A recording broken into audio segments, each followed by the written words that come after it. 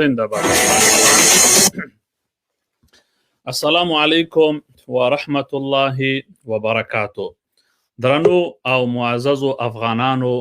عزت او بریا مو غواړم، هیلهمند یم چې روغ او جوړ اوسئ او ویډیو د سره شیر کړئ. ستاسو د ټولنیزو رسنیو فعالو ځوانانو هلو ځلو ته ستاسو مبارزې ته سلام. ستاسو مبارزې رنګ راوړ، ستاسو مبارزې د افغانستان دولت ولرزاوه، ستاسو ولسمشر دې ته اړ کړ چې نن راشي او کمانډو ته وایي چې نور تورې را وباسئ. ستاسو د ټولنیزو رسنیو ځوانانو مبارزې ته د دوسته په ولاړې باندې سلام. تاسو ته د سلام. ستاسو مبارزې کې قوت ده، ستاسو مبارزې رنګ راوړ. دا په ټولنیزو رسنیو کې ستاسو دا پوسټونه یا کومنټونه دا تاسو عادي مه ګڼئ، دا تاسو عادي مه ګڼئ، په دې کې ډېر قوت ده. ستاسو مبارزه لیدل کیږي، کتل کیږي، ستاسو مبارزې ته ډېر خلکو ډډې والي داسې ورته ګوري. ستاسو والیان، قماندانان، وزیران، سیاسون، احزاب، د پارلمان وکیلان، سناتوران ټول ګوري، ټوله نړۍ ګوري، ټوله دنیا ګوري، ټول افغانان ګوري، ټول اقوام ګوري. ستاسو مبارزې کې ډېر قوت ده، دې قوت ته مو وحدت ورکوي. راځئ چې وحدت وکړو، اتفاق او اتحاد وکړو، تر څو زمونږ او تاسو دا قوت نور هم قوي تر شي. راځئ ملګرو نن دا کمپاین وچلو، راځئ دا کمپاین وچلو چې د پاکستان دا د وایرسو ځاله، د مکروب او د تباهۍ او د بربادۍ، د شیطانت او د منافقت شیطان خانه د پاکستان سفارت دا باید د کابل نه وویستل شي. صحیح ده، ډېر ملګري به ماته وایي چې یاره سیاست د احساساتو کار نه ده. سیاست د احساساتو کار نه ده، خو سیاست د ملتتوب او د بې غیرتانو کار هم نه ده. دا مرتتوب به تر څو دا څو لسیزه موږ انتظار یو چې انګریز به نن مسلمانیږي، انګریز به سبا مسلمانیږي. د انګریز بچی تور مخی پنجابی به نن مسلمانیږي یا به سبا مسلمانیږي. د انګریز تور مخی حرامي نسل پنجابی به نن د سړي زوی کیږي یا به سبا کیږي. او یا کله کې د سړي زوی نشو، اوس به د سړي زوی کې، اوس به د سړي زوی شي. په دا اتیا کله کې چې سړي زوی نشو، اوس به شي. ګورئ د دې سفارت، زه په دې ښه پوهېږم چې موږ د پورې غاړې په میلیونونو زموږ کډوال تللي اخوا. زه په دې هم پوهېږم چې موږ تجارتي اړیکې ورسره لرو. زه په دې هم پوهېږم چې زموږ تجارانو ته دا حرامیان څومره په تدریج سره حکیمانه ضربه ورکوي. دا اوس چې د کورونا په نامه باندې زموږ کوم کانټینر یې هلته ایثار کړي دي او هر 4 ساعته کې په هغو باندې څومره ډیمرج راځي، د دې مصرف تاوان څوک ورکوي؟ دا ټول زموږ تاسو ته اقتصادي ضربه ده چې موږ سره په جنگ کې دي خلکو په هیڅ شي بریک نه دی نیولی، نه یې زموږ د 3 4 ساعت 15 ساعتو ماشومان چې 15 ساعته مخکې پیدا شو نه یې په هغو بریک نیولی، نه یې په مشرانو، نه په مسجدونو، نه په قرآن، نه په اسلام، نه په کلي، نه په ګودر، نه په مور، نه په خور، نه په تجارت. دو چې زموږ کانټینر یې هلته ایسارې کړي دي، دغه کوم ډیمرچ چې نه اخلي د خلکو کانټینر 2 میاشتې 3 میاشتې ایسار کړي، داسې تجاران موږ لرو په لسګونو. تاسو لاړ شئ د هغه نه پوښتنه وکړئ، جان خان الکوزي نه پوښتنه وکړئ، د نورو تجارانو نه پوښتنه وکړئ چې ستاسو څومره مالونه په کراچۍ کې بیخي ور پرېښودل. یو کانټینر کې به د 40-50 ډالرو مالو 2 بور پسې ډیمرچ چې راوسته، ما ته خپله تجاران وویلې چې قاري صاحب مال پکې 50,000 ده، ډیمرچ پسې راغله 80,000. نو زه لیوانه یم چې دا مال واخلم ایسته وایې ترې نه تېر شوم. ته فکر وکړه څومره غټه ضربه دا ظالمان زموږ ته او تجارانو ته ورکوي. نو د دغه دشمن موږ تاسو ته هېڅ خیر نشته. په دې پوهېږو چې موږ په زرګونو مریضان لرو چې پورې ځي تداوې لپاره. وروره په خپل هېواد کې چې کوم څه لرو په همدې ګزاره کوو. مهم نه ده چې پیسهدار د هندوستان ته ځي، پیسهدار د پاکستان ته ځي، پنجاب ته ځي وروره. او هلته هم چې زموږ کوم ناروغان ځي بزنس پې کېږي، تجارت پې کېږي. هلته وروره تاسو لاړ شئ، همدغلته چې کوم روغتونونه تاسو ورځئ، اول کې چې تاسو نه 15 لکه او 10 لکه کالدارې فیس جمع کوي، آیا د یو پنجابي دپاره هم همدا رول ده، همدا قانون ده، همدا حساب کتاب ده که صرف افغانانو دپاره؟ اول نه پوښتنه کوي کوم ځای نه راغلی تاسو جي؟ ته به ورته زه راغلی یم د جلال آباد نه یا کونړ نه یا لغمان نه کابل یا مزار یا بلخ یا بدخشان.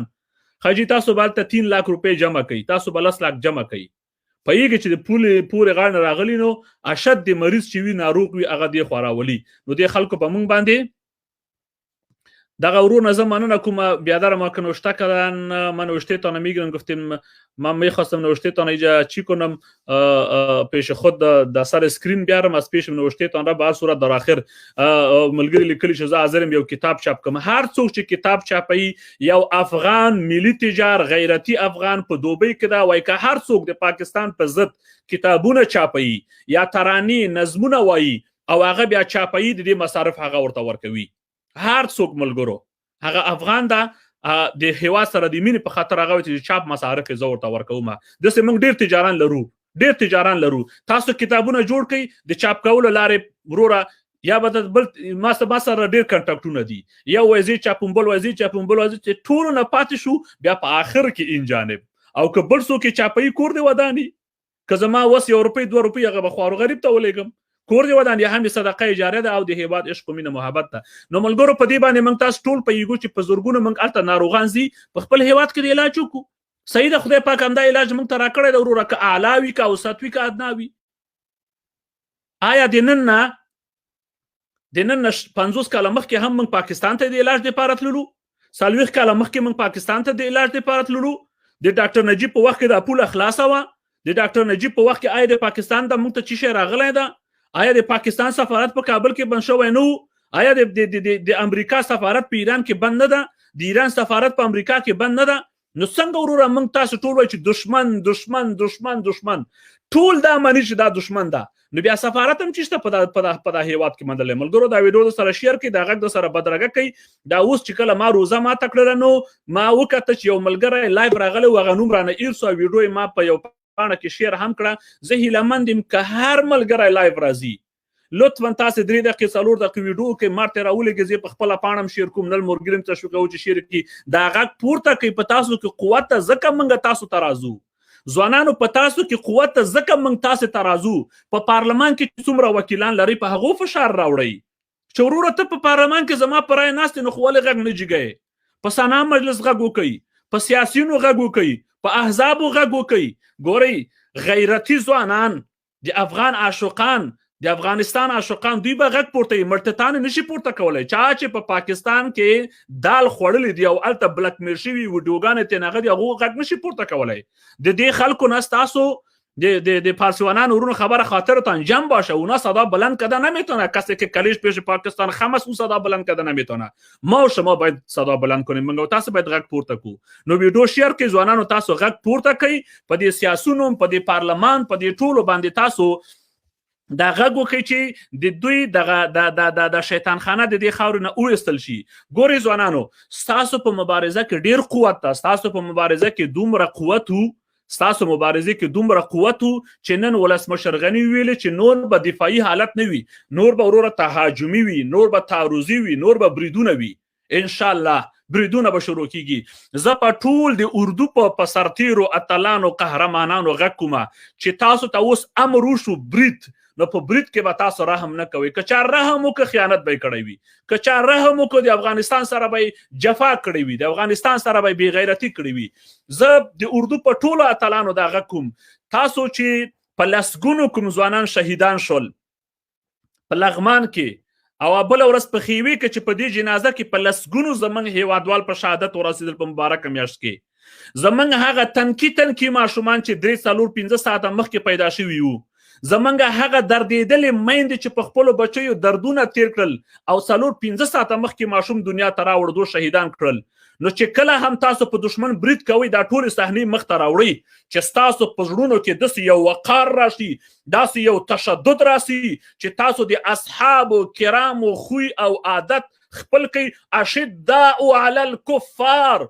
اشداء علی الکفار رحماء بینهم، چې تاسو د دوی په مقابل کې سرسخته اوسئ، د دوی په مقابل کې بې رحمه اوسئ، په دوی باندې چې تاسو کله برید کوئ په سرسختۍ او په شدت او په بې رحمۍ سره ور باندې وکئ، په دې خلکو به رحم نه کوئ. د ګران افغانستان، د مقدس افغانستان، د ځورېدلي کړېدلي افغانستان په خاطر په دې خلکو باندې شدت وکئ،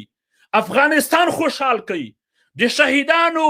روح خوشحال کئ، د شهیدانو روح ته جشنونه ورکئ، خوښۍ او خوشحالۍ ورکئ. که تاسو په دشمن په بې رحمۍ سره برید وکئ نو په دې باندې پوه شئ چې ستاسو د شهیدانو روح به خوشحال وي، په دې باندې پوه شئ چې تاسو د هیواد سره مینه کړئ، عشق مو کړی، وفا مو کړی. ملګرو دا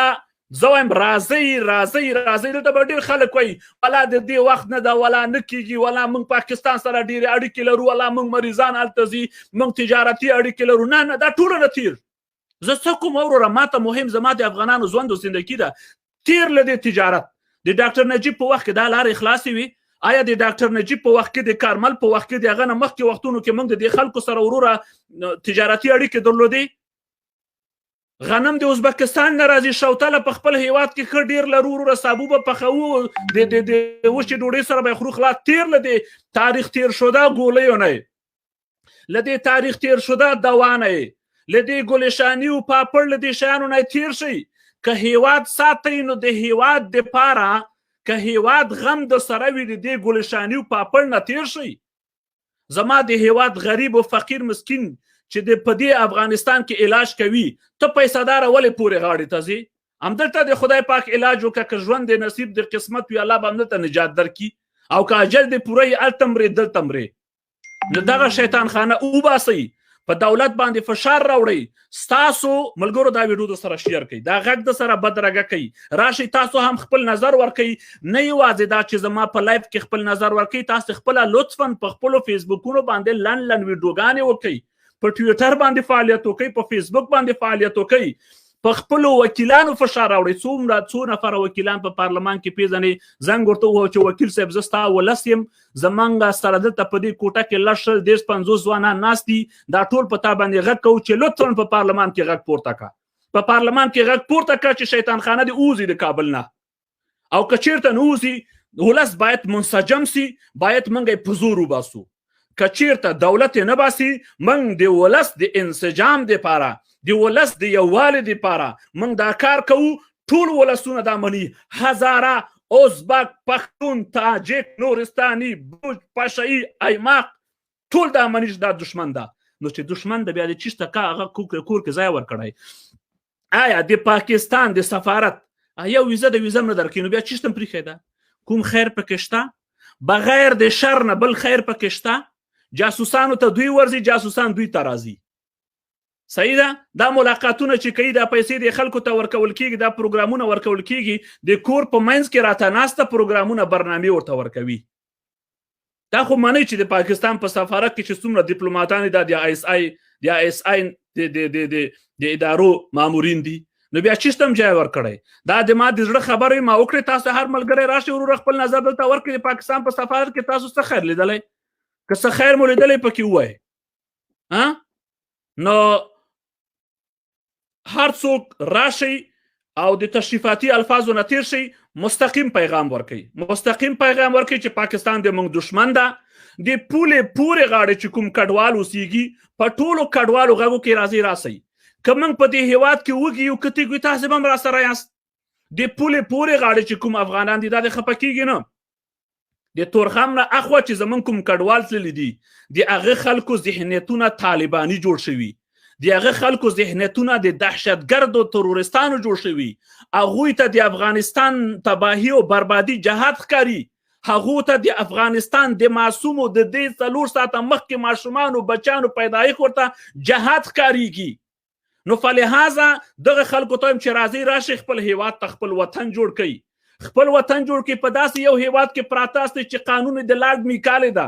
قانون د برټش انګریز ده، ډرایوینګ په خلاص ده، یکشنبه رخصتي ده، پکې وروره سکس، عیاشي، فحاشي، شرابخوري هر څه پکې آزاد دي. د شرابو کارخانې لري، د هیرا منډي دلال خانې لري، هلک د هلک سره نکاح کوي، ښځه د ښځې سره نکاح کوي. او ستا د هیواد د تباهۍ دپاره فضل الرحمن فتوا ورکوي، سمیع الحق فتوا ورکوي، مفتی طاهر الشفیع شرابي چې شرابي په روزي مبارک میاشت کې هغه فتوا ورکوي. نو چیشته هم د شیطان خانه پریښې ده، دا ډېره بېنګننګي نه ده. زه وایم چې ګورئ په دې ارمان باندې، په دې ارمان دا کوم ارمان چې نن تاسې لرئ، په دې ارمان شهید سردار محمد داود خان دنیا نه لاړ، په دې ارمان ترکی لاړ، په دې ارمان حافظ الامین لاړ، په دې ارمان ببرک کالمر لاړ، په دې ارمان ډاکټر نجیب لاړ، په دې ارمان ستاسو ټول مشران تللي دي. تاسو به هم ارمانجن ځئ. ای کاش هماغه وخت نه د دې خلکو سره روابط نیول دا مونږه خیانت او جنایت په قانون کې دا تصویب کړی وای چې دا به خیانت او جنایت وي. که څوک لکه تاسو لاړ شئ په بنګلادیش کې افغانانو د بنګلادیشیانو نه غیرت زده کوي. په بنګلادیش کې که څوک د پاکستان نوم په صفت باندې واخلي جرم ده، خیانت ده او زندان ده او بندي خانه ده. داسې قانون په افغانستان کې تصویب کړي چې پته مو لګیږي. تاسو په دې هیواد کې 100 میلیونه شهیدان د پاکستان د لاسه ورکړي، تاسو 2 لسیزې د پاکستان سره جنګیږئ. تاسو به لا اوس هم خوشحال یې؟ آیا اوس به هم لا تېنه تمه لرو؟ د پاکستان نه تمه درلودل ملګرو دا ویډیو د سره شیر کړئ، دا غږ به درګه کوي چې زموږ ویډیو ختمیږي. تاسو هم راشئ په نورو مبارزینو د فیسبوک غږ وکړئ چې وروره راشئ دغسې یو کمپاین وچلوئ. آیا د پاکستان په تمه کېدل چې نن به روابط ښه کېږي او سبا به ښه کېږي، نن به ښه کېږي سبا به ښه کېږي، دا حماقت نه ده؟ په دې ارمان خو زموږ تاسو آبا او اجداد د دنیا نه لاړل. یعنی اوس به پکې ته سړي بچی را پیدا کوي چې په سیاست په چوکۍ ناست وي، بیا ګلټیر سپی ترې نه جوړ شوی وي چې لاړ شي، بیا یې نواز شریف هم ښه سړی سي، بیا یې بېنظیر هم ښه وه چې کله په کور ناسته وو، اوس یې زرداري هم ښه ده، مخکې عمران خان ښه وو، اوس چې په اقتدار راغی عمران خان هماغه ګلټیر سپی ده وروره. نو ګورئ دا خلک زموږ تاسې دشمنان دي، دا خلک هغه دشمني پالي. ISI وایي خپل ولسونو ته چې کله د پاکستان نجس نوم تاسیس شو افغانانو د پاکستان سره مخالفت کاره کړی وو. د افغانستان حکومت په هغه وخت کې مخالفت کاره کړی وو. نو فلهذا ابد به موږ دشمني ساتو. د دو په شیرخور په تیخور ماشوم باندې به رحم نه کوو. نن تاسو دا مو وایئ چې زموږ جنګ دی یوازې د یوې ډلې دهشتګردې ترورستې ډلې د ISI د اجنټانو طالبانو یا د حقاني ډلې سره ده. زموږ او ستاسو دا 100 لسیزې جنګ د پاکستان د مرتد ادارې سره ده. نو د یو ادارې سره چې جنګ کوئ بیا سفارت څنګه په خپل هیواد کې پرېږدئ؟ زما په تاسو غږ ده چې راځئ دا غږ پورته کوئ. موږ الحمدلله خبرې روانې دي په واتساپ کې، د واتساپ په ګروپونو کې، د مسنجر په ګروپونو کې، چې آیا څنګه کولی شو چې موږ یو لاس شو، اتفاق او اتحاد وکړو. د افغانستان ټول اقوام په دا یو ټکي کې سره متفق دي چې پاکستان زموږ دشمن ده. د افغانستان ټول وګړي، د افغانستان ټول سمتونه، ټول احزاب، ټول په دې یو ټکي سره متفق دي چې پاکستان زموږ دشمن ده. نو چې پاکستان زموږ دشمن ده، د دشمن سفارتخانه د چیرته پریښې؟ یا تاسو وایئ چې تر د پاکستان د سفارتخانې شتون په کابل کې په دغه 1900 اخرو کلونو کې مخکې پرېږده کوم خیر رسېدلی، کوم کار یې کړی څه یې کړی ملګرو راشئ تاسو هم خپل نظر ورکړئ تاسو هر یو حق لري چې دلته راشئ خپل نظر ورکړئ تشریفاتي الفاظونه به تیر شو سلام علیکم مننه او قاري صاحب او جارو قربانو څنګه یې ښه نه دې نه تیر شئ السلام علیکم او ډایرکټ په اصل موضوع باندې راشئ که موضوع نه څوک واوښته راواوښته بیا یې که مې راکته کړه بیا به خفه کېږي نه زازی صاحب که راغلاست ته وایي مهرباني وکړه ستا نوبت ته که راغلاست ته وایي زازی صاحب غږ اورې سلام علیکم وعلیکم سلام د پاکستان شیطان خانه سفارت په کابل کې اوسېدل کوم خیر لري ولس تاسو پکې څه نظر قاری صاحب دا د نن باید بند شي دا مرتدخانه دغه جنایت هغه سفارتخانه دا نن باید د منځه لاړ شي که دا حکومت نه غواړي چې هغه کې دا ملت دې ورپسې راجګ شي احتجاجونه دې وکړي سفارتخانې ته دې ور واچي دا کونې خانه ده دغه تباهي ده د افغانستان دا د اول نه د موږ دښمن و دوی ته باید ور دغه څه چې دغه په سفارت کې دغه کارکنان دي دوی ته باید ور واچول شي دغه د موږ د اول نه تر د اخره پورې دغه د اوسان د پاکستان ایجنټان جاسوسان دلته د موږ خپل دغه جاسوسان هم دلته د شپې د ورځې ورځي دلته پیسې ورناخلي هماغه دغه د پاکستان په پیسو دلته د سفارت نه هغه ته پیسې ورکول کېږي موږ پارلمان کې مرزوران لري هماغه دغه دهشتګردي و دغه په منځ کې اچوي دغه تباهي دغه موږ چې مړ کېږو د شهیدان ورکوون دغه د سفارتخانې د لاسه موږ مړ کېږو دغه زر تر زره چې موږ دغه د غني نه د دولت نه دغه خواهش ده په زر د مده ورته هغه دی چې دغه کونې خانه دغه فاحشه خانه چې دغه په افغانستان کې په هر سیمه کې چې وي دا باید د منځه یوړل شي قاری صاحب زما دغه هغه دی ملت ته باید هوښیار شي او ملت ته که دا په افغانستان کې کوم نور دغه اجنټان ولري بل ولري هغوی نه غواړي موږ باید یو لاس شو او دلته دغه سفارتخانې په مخ کې ودرېږو موږ د سفارتخانې کونې خانې ته ور واچوو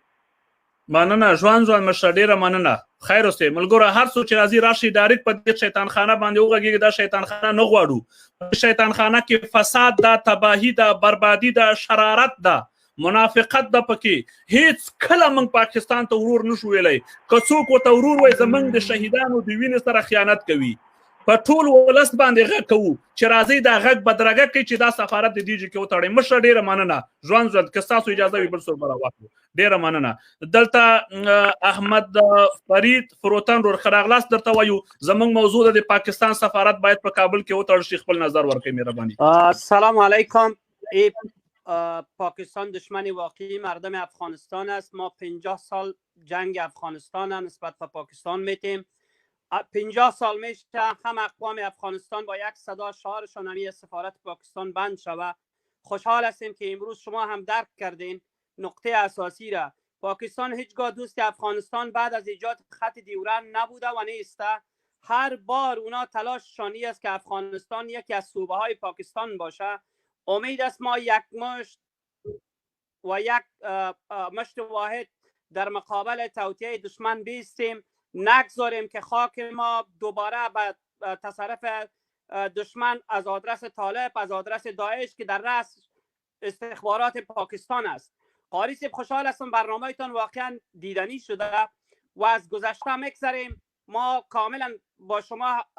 همکار هستیم در رابطه بند ساختن سفارت امیدوار هستم که صدا بلند کنین دوستا را هم افغانای ما شما را تشویق کنین تا صدا بلند کنه که این شیطان خانه از خاک مقدس ما شما این شیطان خانه بسته شوه و دیپلماتایش رانده شوه و برن و انشالله که متفقانه و متحدانه و برادرانه در برابر ترور و دهشتگردی و وحشت و ظلم و ستم باید ما صدا بلند کنیم باید ما برای بستن سفارتخانه امریکا ما در زدن و کوبیدن طالب داعش هر کسی که از آدرس پاکستان طفل زن مرد افغانستان به خاک خون میکشن قابل زدن هستند هیچ مذاکره با اینا نتیجه بخش نیست چرا امروز در قطر وقتی که شیطانخانه طالب باز شده در اصل استخبارات پاکستان است که او شیطانخانه را مدیریت میکنه ما و شما دیدیم که انس حقانی و امثال مالی خان و غیره که دولت افغانستان رها ساخت ایوازی که جنگ را فروکش کنه جنگ در افغانستان شعله‌ورتر شد حتی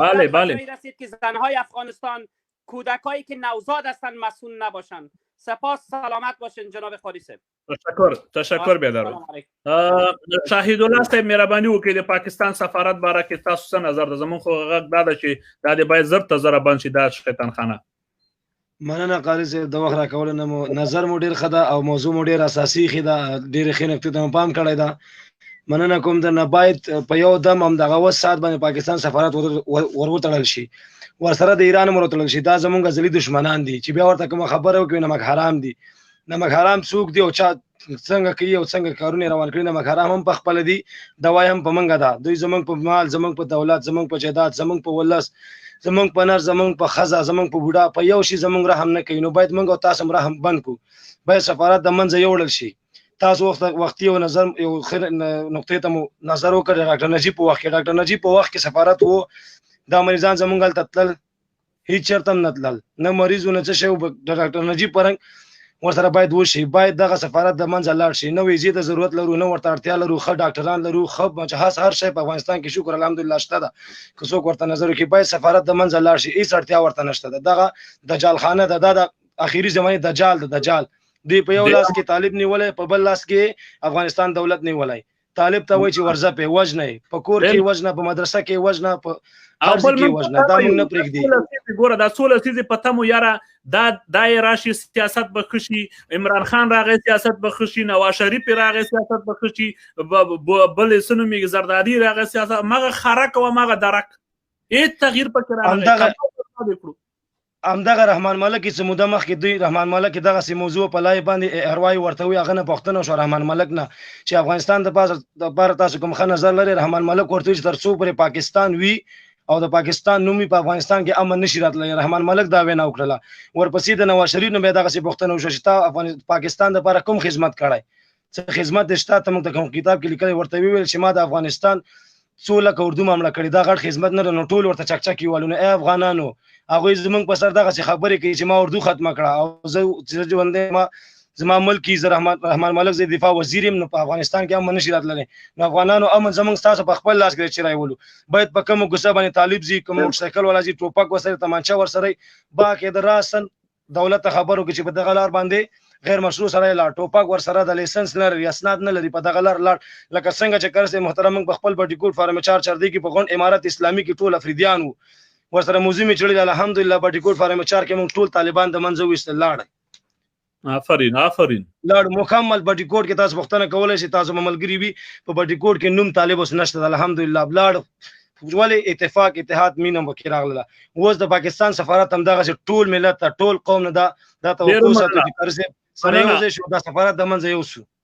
ډېره مننه قاری صاحب چې وخت مو راکړو. الله په امان خوشحاله اوسئ. ډېره مننه ځوانه، ښه پیغام مو ورکړئ. انشاءالله نور ملګري هم راخلو. هیله مند یم چې هر څوک راځي په خپل تصویر او په خپل عکس باندې راشئ، په پټېدو باندې نور څه کېږي تر څو به موږ پټېږو. نو راشئ وروره پیغام ورکړئ، ویډیو درسره شیر کړئ، غږ درسره کوئ، تاسو هم غږ پورته کړئ. ملګرو ستا مایک کې څه ستونزه مشکل ده، موږ به دا بل ملګری راواخلو په نامه د عبدالله میرزایي. عبدالله میرزایي صاحب مهرباني وکړه پاکستان شیطان خانه تړلو باره کې زموږ هغه د ستاسو نظر. تر اوسه پورې تصویر اوس دې مخ پټ کړو وروره، ما نه مخ پټوي ولې خو تم نرې زم نرې نو مخ چېرته پټوي. خو اوسه پورې تصویر و چې راپورته مې کړې کړس بند یې کړه، نو ولې په تصویر باندې خو ستا هم وغږېږي چې پته ولګېږي ورور د نر او د ښځې پته ولګېږي، تر څو به زه پټېږی. د سولې امام صاحب مهرباني پاکستان سفارت باره کې څه نظر لري؟ شیطان خانه غږ درځي وروره،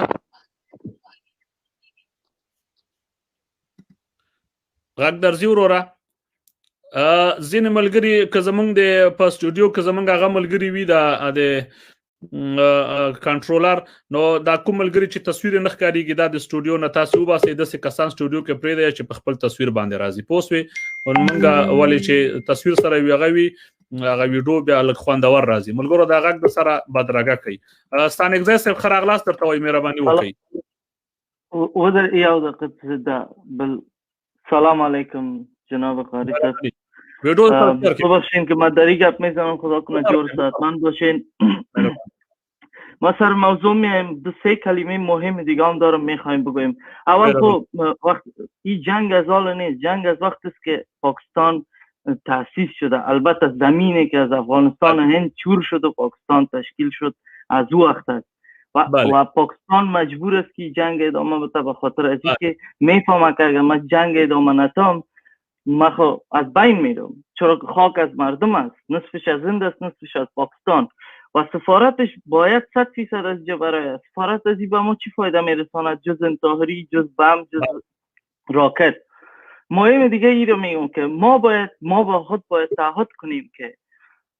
یک چیز مربوط ما میشه، جنگ سایبری، جنگ اینترنتی که او رو ما باید تشکیل بدیم. کسایی که میفهمن. ما امروز خودتون با تماس شدیم در واتساپ، ما نمیفهم که مسیج ما خواندی یا نه، امروز شماره تا برام روان کردی. خب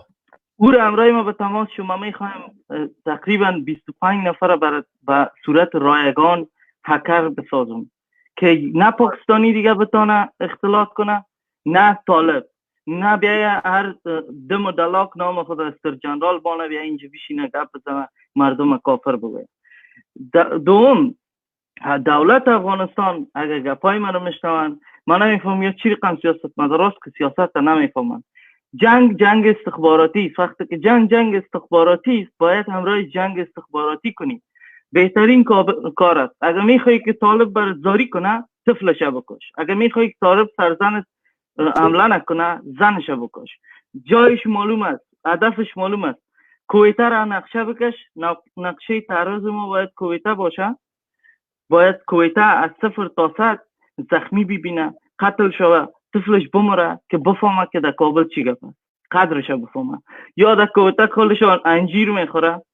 که شروای خرما، ما در اینجا خون میخوریم. ای باید قدر زیر در کویته باید بفهمه. دولت امنیت ملی من نفهمی یادم کار از کجا کدن که یارش ریاست دادن، وزارت دادن، یا باید بفهمن که جنگ در کجا میشه چیه. آخر گپ یک دقیقه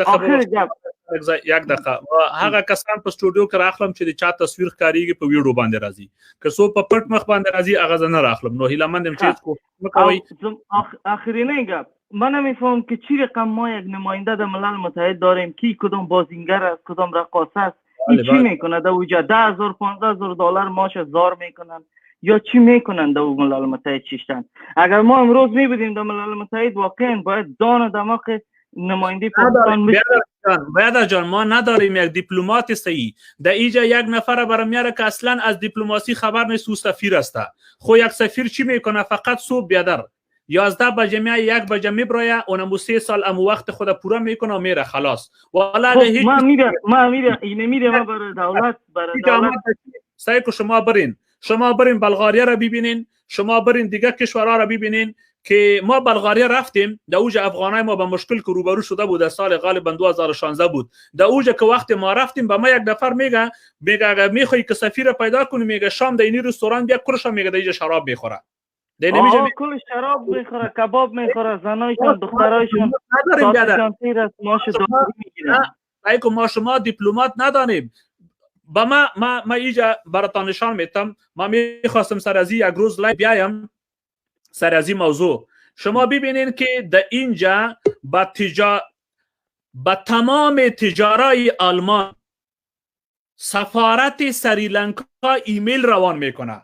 باز لیست تمام شرکت ها، کمپانی ها و فابریکات سریلانکا را روان میکنه. باز اتشه تجارتی به تجار دعوت میده که بیاین از سریلانکا یک ملاقات کنین و ببینین که از سریلانکا چی بیزنس کرده میتونین به آلمان.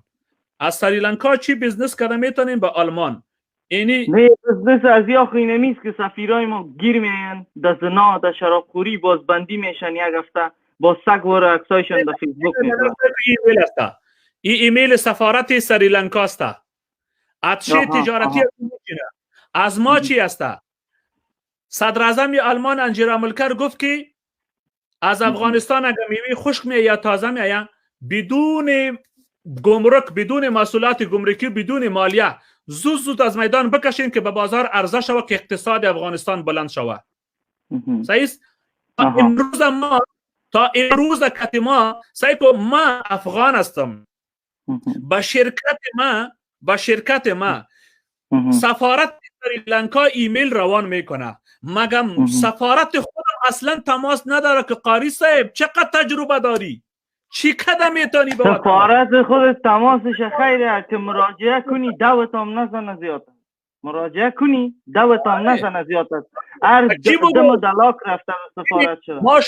ما در اروپا هستیم، سرحدات اوپن باز است. فرانسه، هلند، بلژیم، نروژ، سویدن و این طرف و طرف هر طرف میریم و بهترین مارکتینگ کده میتونیم با حاصلات خود. کی است که به ما بگوید که بیادر از افغانستان چی میشه که بیادر ایجا روان کنه که ما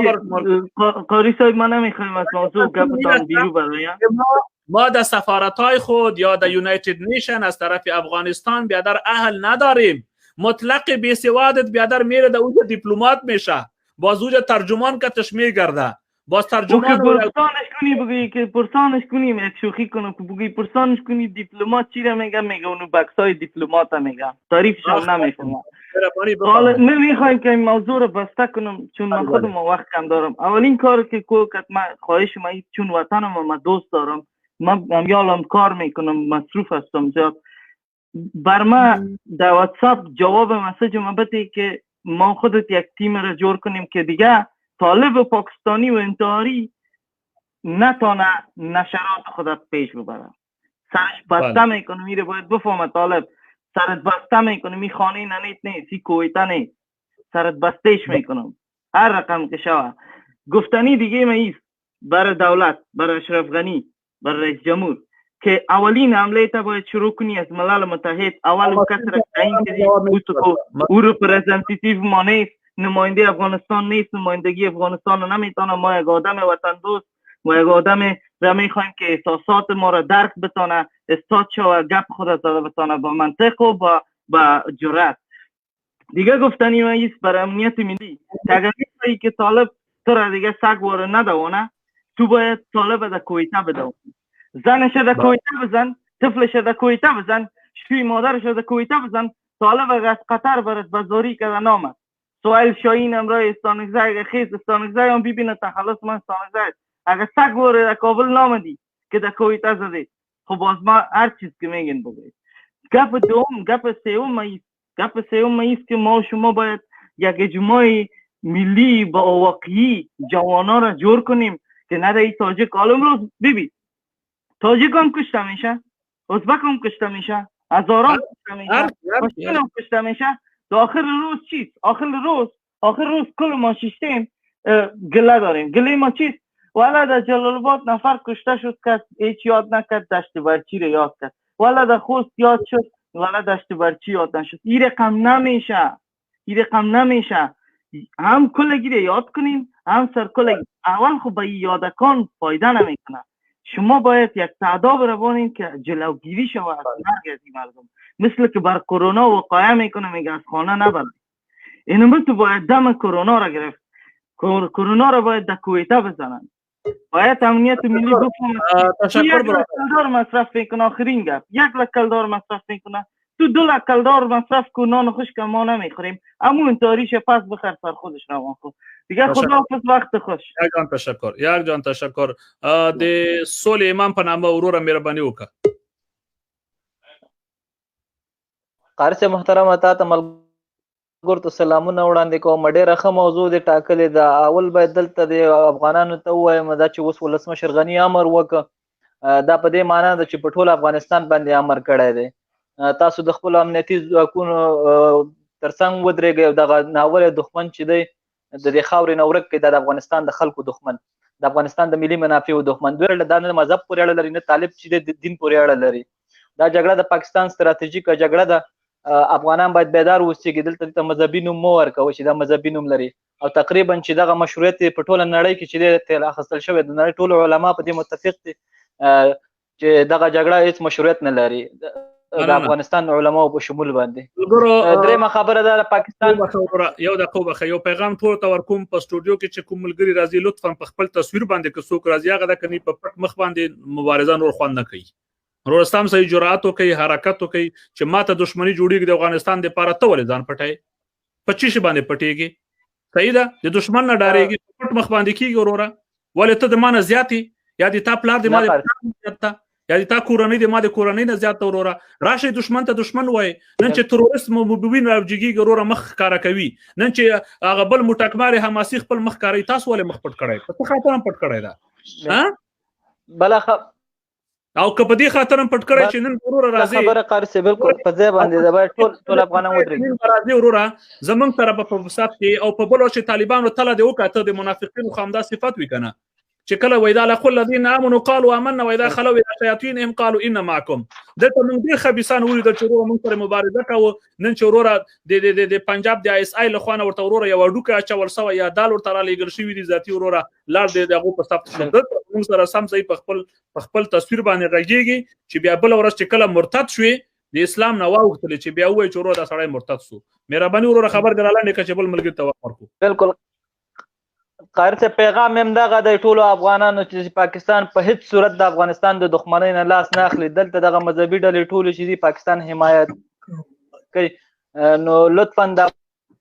افغانستان خلکو د پاکستان په وړاندې دغه جګړه چې دغه ناروا جګړه چې زمونږ د خلکو ولسونو په وړاندې روانه کړې ده باید ټول متفق شي سره یو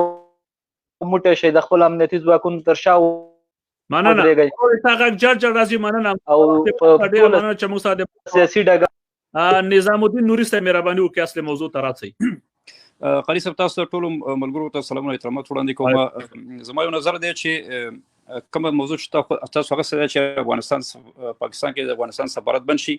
زما په نظر باندې دا امکان لري خو نور لارې چارې شته چې مثلا موږ کولای شو هغه ولې امکان لري وو عجیب خبره کوي شکست به نه ماته کوي ګوره روحیه بس دا قاری صاحب نظر ته دلایل وایم دلایل مو صبر وکړه ته سټاپ سرور ولې نه کیږي ولې د ډاکټر نجیب په وخت کې موږ دوه سره سپورې درلودي ولې امکان لري اسرائیل په افغانستان کې وروره سفارت خانه لري یا موږ په اسرائیلو کې لرو یا د امریکا وروره په ایران کې لري د ایران او د امریکا ترمنځ به ګټې ډېرې وي کله موږ په پاکستان منځ کې ډېرې وي ولې وروره د سیاست وروره خدای دې قاری صاحب چې خبره داسې ده چې اسرائیلو کې چې موږ افغانان لرو شلته موږ هغوی سره سفارت لرو دلته موږ پاکستان کې تقریبا 15 میلیونه افغانان لرو هغه زمونږ ستاسو هیوادوال دي 15 میلیونه ته هزار ورکړو ته دا هیڅ امکان نه لري چې موږ ته 15 میلیونه ولر دا تا خپل نظر دی یو بل امدقه افغانان دي اړ وستل شي که زه پوره خورم ته به هم را سره خوري که زه پوره خورم ته به هم را سره خوري زما د په خدای قسم وي زما تجربه زه خپله ما هلته ډېر کلونه په پېښور کې تېر کړي زما په لوی افغانستان کې تر څو پورې دغه کډوال روان نه وړي دې خورا نشي په دې افغانستان کې امن راځي هغه یو پیدا کېږي همالته لویږي او دغه د وروره په مدرسو کې وروره که لس هیبتیان دي او که سل دي سل هیبتیان دي هغه یو اپشن هم کېدای شي چې موږ هغه ماجرین هغه ځای نه بله دغه کو چېرې کم زه بله نظر ته ورکوم چې ولې امکان لري زه وروره خفه نه شي زه به موضوع نه ووتلی خفه نه شي مهرباني وکړه وروره عبدالستار صاحب امکان نه لري به نه وایې ولې امکان نه لري څنګه امکان نه لري څلوېښت کړی وژلی کړی برباد کړی ته اوس وایي چې امکان نه لري یعنې څه غواړې چې وروره لا اوس ته پکې اوسېږي مهرباني عبدالستار صاحب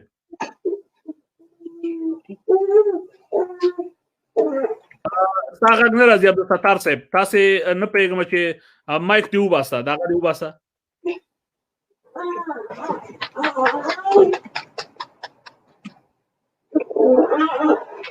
په انټرنیټ کې رضا خیروال صاحب تاسو مهرباني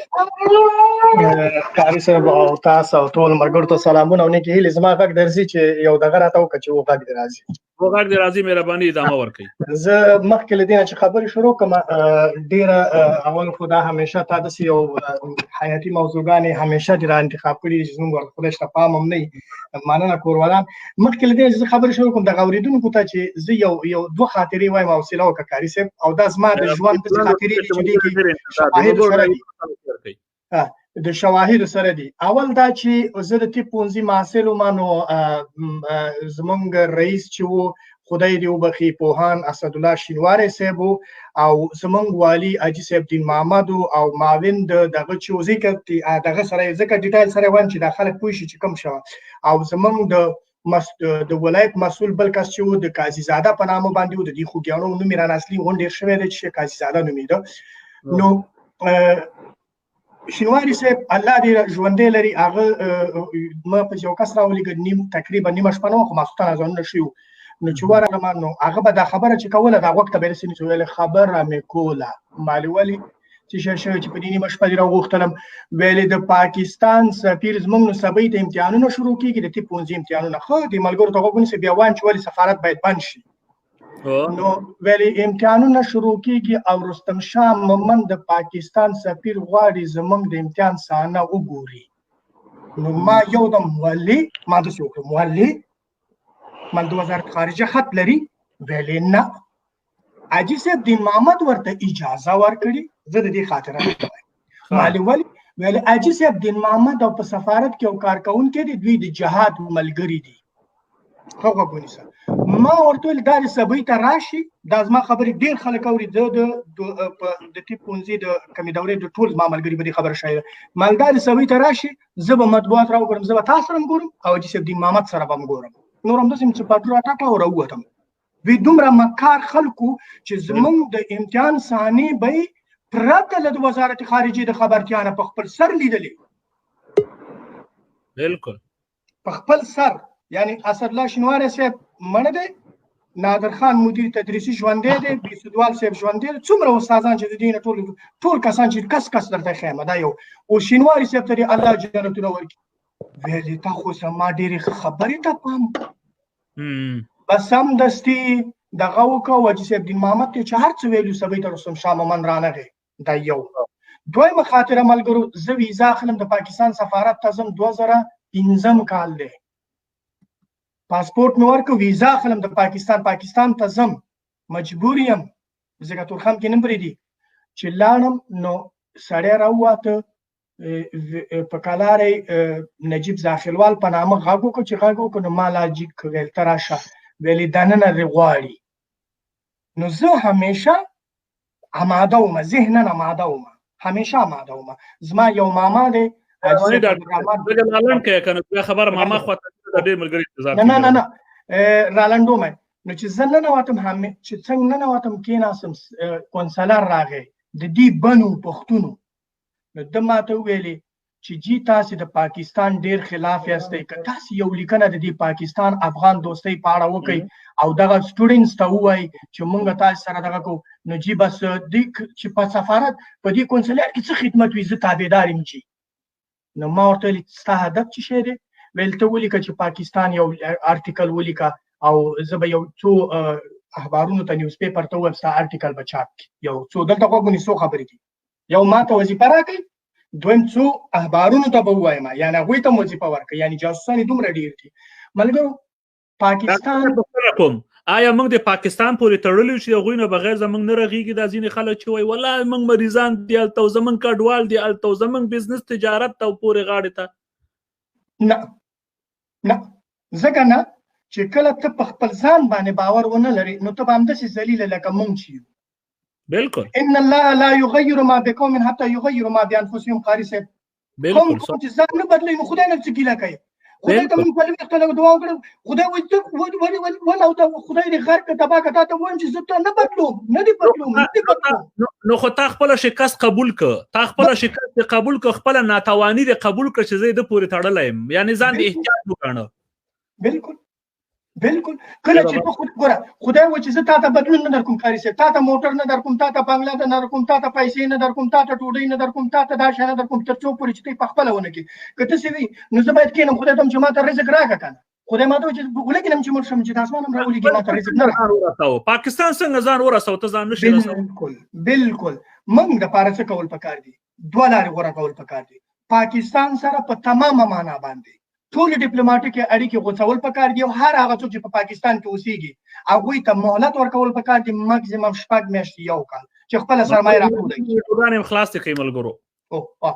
چې خپله سرمایه راټوله کړي که سرمایه څوک نه راټولوي نو په دې معلومه چې دا په پاکستان کې څه مردارې حلالې لري دا نه غواړي چې په افغانستان کې اوسېږي دریم خبره دا ده کټ مټ ورسره د سرلنکا کول د ټامل ټایګر غوندې کار ورسره کول پکار دي چې د سرلنکا رئیس جمهور یا ولسمشر صدر اعظم ټامل ټایګر ته 6 میاشتې وخت ورکړ چې جواسیسي عملیات هم ختم کړي که نه یې ختموي بیا یې داسې مړه کړل چې په یو ورځ باندې چاته چې ټامل ټایګر تاریخ معلوم په یو ورځ یې داسې ختم کړل په یو ورځ په 24 ساعته کې ټول اروپا پناه کړل سویډن ته راغلي دي په سره تښتېدلي دي اوس غول خوري لګیا دي چې څنګه موږ د پردیو په جاسوسانو په دغه باندې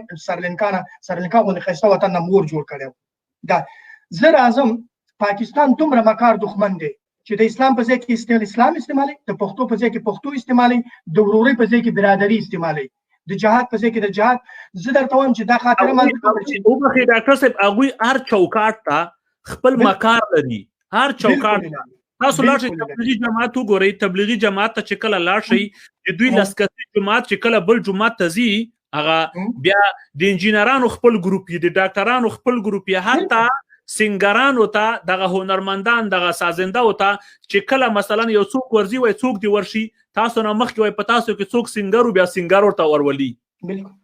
بالکل نو هغه ډیر فعال دي زمونږ څه شوي ملا صاحب رالیږي برلین ته وای دا اچې تجارتي افغانستان استه خو ته څنګه اچې تجارتي افغانستان یې زمونږ د افغانستان لپاره هیڅ مارکیټینګ نشي کولی ته څنګه اچې تجارتي افغانستان یې تر څو پورې چې موږ ټول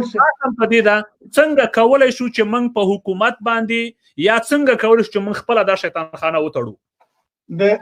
د زما په نظر باندې لکه ما چې وویل چې څنګه رستم شاه محمد په کوم هیله او مکر باندې راته موږ باید همیشه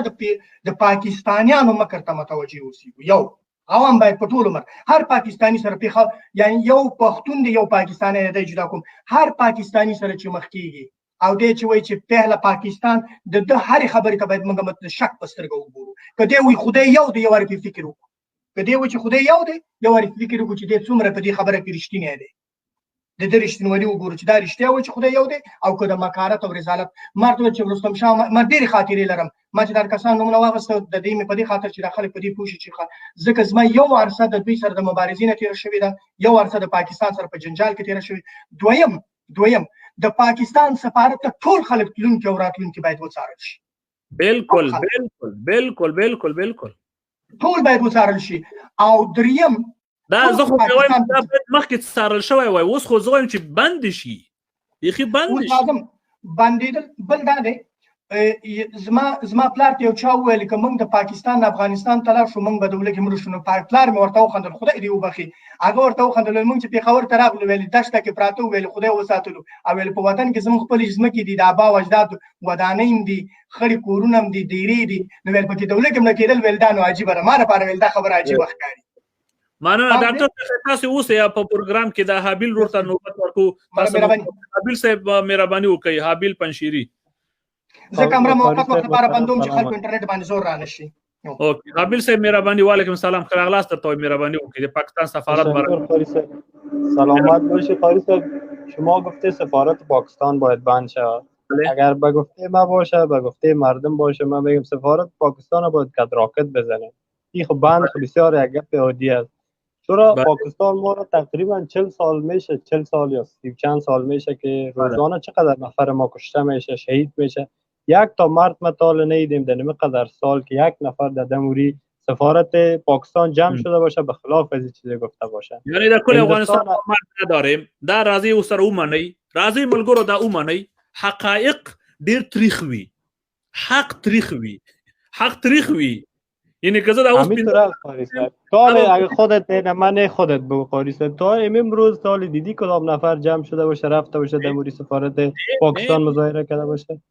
ایرانی‌ها چطور رفتن سر سفارت امریکا ایرانی همین چیز هندوستان هستن که 2 دانه عسکرش نکشته و چیال انداخت سرش سفارتش هر روز در میتن چیال روز سرش میندازه ما را 30 سال شو میکشه گفتم والله بلو یک تا مرد پیدا نکردیم که بره دموری سفارت هندوستان پاکستان استاد شد یک دانه پیدا نشد و گپ دومی که قاری صاحب همین کسایی که میگه که ما افغانا داریم در پاکستان مهاجر هستن دیگه هستن به این نمیشه به خاطر 2 لک مهاجر ما 35 میلیون دیگه هر روز بمره بیا اگر هر چی است بیا در بین ما اگه میشه نان چای میخوریم بیا امروز ما نان چای بخوریم اگر در حالت بیادبی ما فهمت وطنی و قلندری میگم کل فساد اکنون نماسته بله گفته خودت خاریز وام کار کدامش بچهای جوانشو سبا روز می همیشه ما را باز میکشن و همون رقم تربیه میشن و مدرسه ها میان باز بلای جان ما جور میشه کجا با یک چیز درست میشه دیگه این نظرم هست. من میگم قاری صاحب تو هم سفارت اگه به زور اگه به دست ما باشه والله بولا که راکت میزنه کشیدنش غبان که راکت میزنه. کامرایتانه باز کنین د کومنت ملګرو خواهش کړای چې کمریم خلاص کړئ ملګرو دا کمریم خلاص کړئ چې دا ویډیو مو روښانه راسي. بفرمایید حابیل صاحب مهربانی. دیگه این تو قاری صاحب محترم روزانه چقدر نفر کشته میشه می 40 روز از تباه و برباد شده می چیز و ما و شما نمانده ولی از خدا باز ما این سفارت چی کنیم. و صفت برادر افغانت یک خواهش میکنم که شما هم بالای دیگه دوستا در گروپ های مسنجر اگه هستین اگه واتساپ هستین بیاین که نمی کمپین پیش ببریم بالای سیاسیون خود بالای دولت مردای خود امی فشار بیاریم که نمی شیطان خانه را مسدود بکنن. اگر نمیکنن باید از اون متفق و متحد شویم. خود ما میریم عملا میکنیم خود ما میریم بسیج میکنیم. ما ملت هستیم ما حق داریم. ما در این مبارزه استاد هستیم. قاری صاحب چیزی که حق چیزی که به فایده ملت ما اول با کمپین کو راځي ګوري انمیاله چند هزار نفر مره میبینه 2000 کسان ما ګوري زه په دې خم پیغام چې څومره خطر ماته مواجه ده چې کله هم د پاکستان په سفارت لې یعنی چې بمونه راته یې په ورزم دا ویډیو د سره وساتئ یعنی دا ویډیو د سره وساتئ چې بمونه کړلې وي هم په باندې ورزم دغه جهاد اکبر زه د افغانستان د پاک او مقدس خاورې نه د انګریز د حرامي شیطان خانه وباسم. بس دې لپاره کمپاین وچلوي ان شاء الله. ما همیشه هستیم امروز قاری صاحب ان شاء الله در ایران ما هر دفعه اقوام افغانستان اگر در دیگر نکات اختلاف دارند در سیاست و یا دیگه چیز نه در اینمی یک نقطه کل ما متفق هستیم که پاکستان دشمن افغانستان است. در این نقطه هیچ کس اختلاف نداره. قاری صاحب محترم من یک گپ میزنم در یک فامیل حتی اعضای یک فامیل هم که میباشه آدم در بینشان یک گپ میباشه. این کشور ماست هر گپی از بین خود ماست مسئله جداست که هر مسئله سیاسی جداست اما در بین دشمنی که از بیگانه خارجی میاد در این خب بسیار بی‌غیرتی سر کدام ما چپ باشه. تشکر یا جان حابیل جان یا جان تشکر موفق و سربلند باشین. میتیم با برادر ما شما امان صاحب مهربانی وکړئ. امان الله سلام. قاری صاحب سلام علیکم تا ټوډې ټولو مرګرو ته سلام. مهرباني دا ویډیو خو د ښکارا کملګرو بار مخ ښکارا کوي پټ کوي نه پیغام زمانه مخ تاسو ولې پټو پوس مخ نه قاری صاحب مخ نه پټو خبره درته کوم قاری صاحب دا تاسو سو ویل کنه اک خبر اک ویل تاریخ وی وقاری صاحب اک سی وای تاریخ وی نو دا مخ کې چې کوم انډیوال راغی چې امکان نه لري کنه اصل د ملک خاين دغه ده. امان الله تاسو خبره کوم زه وایم زه یو غیرتی افغان یم زه په افغانستان عاشق افغان یم زه د افغانستان په عشق جنون ته رسېدلی افغان یم زه ګلبدین نه یم زه سیاف نه یم زه محمد نبی نه یم زه خالص نه یم زه وروره رباني نه یم زه مسعود نه یم ما د پاکستان نه ده خوړلی زما ورته سر ټیټ نه ده نور څوک نشي ویلی نن د حزب اسلامي رهبر نشي ویلی در حال چې هغه وایي چې میلیونونه نفوس لرم او زه قاری ایسا چې نه حزب لرم نه ګوند لرم نه تنظیم لرم نه هیڅ لرم نه کوم ډلګټي لرم بس روره یو د فیسبوک چیغې دي چې کوو د دې فیسبوک په دې چیغو کې زمونږ اخلاص صداقت وفا د هیواد سره عشق و مینه محبت ده چې الحمدلله په لکونو افغانان په میلیونو افغانان زمونږ سره مینه محبت کوي. قاری صاحب منم ایتا دیتا د خانیسوب د پختیوال صاحب جات ته سلام کوم. اصلي مجاهد تاسو واقعي چې مور وړي مجاهد تاسو زه په خپل پاکستان کې اوسېدم په کورمه جانسۍ کې ټول می پیژني ګلخانان می پیژني دا نور می پیژني. زه دا درته وایم چې د ما اول د ما په مازغو کې چې زه آلته اوسېدم په پاکستان کې والله بالله کې دروغ درته وایم قاری صاحب چې کوم د پښتنو جماعت او افغانیان چې پراته و کیم ته موږ ورغلو د موږ افغان مولا به هغه به د جهاد باره کې تقریر کوو افغانستان به په ګوته کوو جمعې په ورځ افغانستان به په ګوته کوو او نن چې د افغان زاړي او والا شلې راته مړه کړه او دیر سره راته مړه کړه دغه کوم سفارت چې بند نسی کنه والله بالله دغه سې به مړه کوي بیا بد کوي چې کوکې وایي چې مړه یې کړو ګوډې کړو دغه ده دا څه شی سو کوکې خو نه استاد سپینه خبره دی وکړه قاری صاحب سپینه خبره چې نه دا سفارت بند شي ارڅ به ورکسي. زه په پاکستان کې پروت وم والله بالله دومره غریب وم کنه چې و مم نه لرله ایو روپای افغانستان ته راغلم یغنه مې خدای نن دلته ښه ساتي سعودي ته راغلم په عمره باندې قاری صاحب خدای پاک عمره راغله خدای صحت درکړی. ګوره یو سړی وایي زه ته کاروبار وکړم وروره سرمایه نه لرم. صحت لري دا سرمایه ده، سترګې لري دا سرمایه ده، عقل لري دا سرمایه ده. اخلاص وکړه. یو چا سره که په مزدوري هم کار کوي اخلاص وکړه، خدای به یو وخت درنه بزنسمن جوړ کړي. دا غریبي په موږ ټولو تېره شوې ده. یعنې موږ ټولو تېره شوې ده. ځکه دا د خپل غریبي قصې وکړم وروره حیران به پاتې شي. قاری صاحب زه یم د پکتیا یم د ګردیز سید کرام ټول مې پیژني. تر زمان دغه خپل او بل ټول ته تکینی طالب ګوري ټول ورته کینی ټول مې پیژني چې دا خو ورته راغلی ټول مې پیژنیم. نو زه دا قسم درته خورم قاری صاحب چې د موږ د ګردیز کې د خوست کې د په دغه ځای کې بچیان لیږي پاکستان ته، هلته مدرسې ته چې هلته ښه درس ورکوي. افغانستان کې مدرسه نسته، افغانستان کې سبق نسته، دوی بوزي هلته یا چې دلته ښه درس ورکوي. نو هلته بیا داسې درس ورکړي دا نن چې دا مردار یې کړه دوی سره مجار کارت په جوب کې پروت و، یو غول کارت یې ورته جوړ کړی آی په جوب کې و. پوه شوې اول د ما افغان راځي وروره ما په ورته ګوته کوي، ما ورته هغه کوي. پاکستاني کې زه دونه غیرت نه ګورم چې هر اس یو ما مړ کړي، خدای کې مې مړ کړي. مننه انګار صاحب، مهرباني وکړئ تاسو نوبت د انګار صاحب. قاری صاحب محترم سلامونه نیکی هیلي. البته ما خو د اواز نه ټول پیژني، هغه بنجاره مبین من پیژني ټول، که مخ کار نه کړم خو ضرورت بني. قاری صاحب سلامونه نیکی هیلي.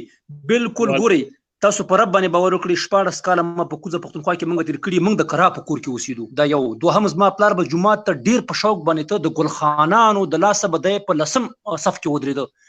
خو چې کله ما دلته خواري وکړه، مزدوري مو وکړه، په دوه چپاکي دین کې تا ته بهتره معلومه ده، خوله ماته وکړه، زحمت مو ویسته، پیسې مو ولګلې، په جلال آباد کې مو د ځمکه واخیسته، کور مو ورته جوړ کړ. الحمدلله په کور سره نږدې په 100 مترۍ کې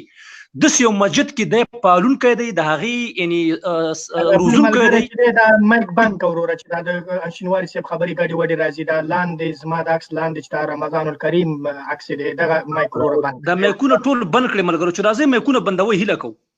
مهرباني ادامه ورکړئ. نو قاری صاحب محترم دا اوس د دې چې 2500 زده کوونکي پکې د قرآن زده کړه کا، د لغمان، د کونړ، د نورستان او د ننګرهار ولایت د هغې مسجد دی اوس چې دی پالونکی دی، په اول صف کې ولاړي.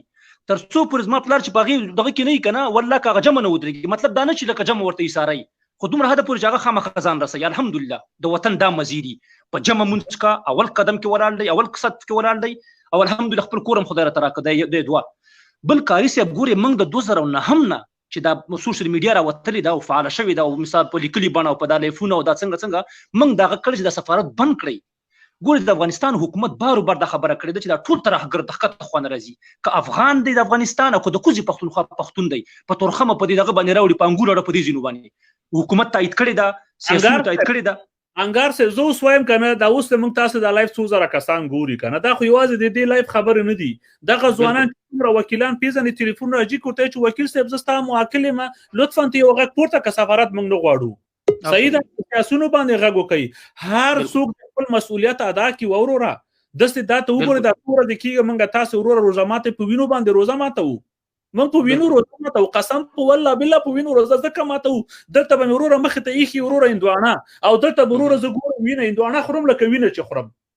بالکل هندوانه خورم لکه وینه چې خورم. قاری صاحب ګورې دا خبرې چې موږ کولې کوو، ګورې تاسو ګورې په سوشل میډیا باندې د کوزي پښتونخوا نه زما نظام زما حکومت تخریب کوي، هغه د تبلیغ روان دی. نن بنجاره مبین راغلی و 8000 کسان په لایف کې ناست و، د جهاد فتواګانې ورکولې. دا تخریب نه دی، دا د کوم ځای نه دی، د کرغړنې کرښې اخوا نه دی. تر څو چې د افغانستان ډاکټر صاحب وختي خبره وکړه چې باید مهلت ورکړه 3 میاشتې 4 میاشتې یو کال، که ورې نه که په افغانستان کې د دوی ځمکې باید دغه کده باید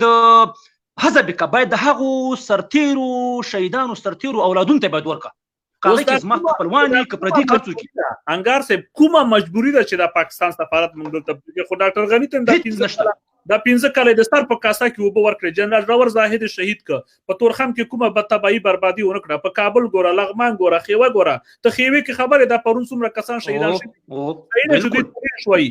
4 کسان په شهادت رسېدلي دي. قاری صاحب دا د کرزي وخت نه، د اشرف غني وخت دی. اشرف غني ټولې هغه لارې چې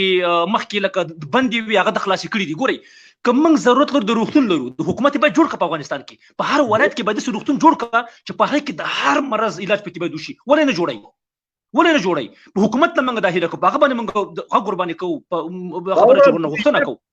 بودیجه غلا کړي، بودیجه دوی په خپل کې تقسیمي په چای جوړي، والی خوري، قومندان خوري، وزیر خوري، دا ټول غل دي. نو یو اشرف غنی بس وکي ځا په یو ګل پسرلای کیږي. خو موږ هم دا خبره کوو کنه چې واځي خو موږ لکه موږ په حکومت باندې باید نیوکه کوو. موږ حکومت نم غواړو چې باید روغتون جوړ کړه. دا افغانان چې کته زیات څه پرځي خو روغتون د پرځي.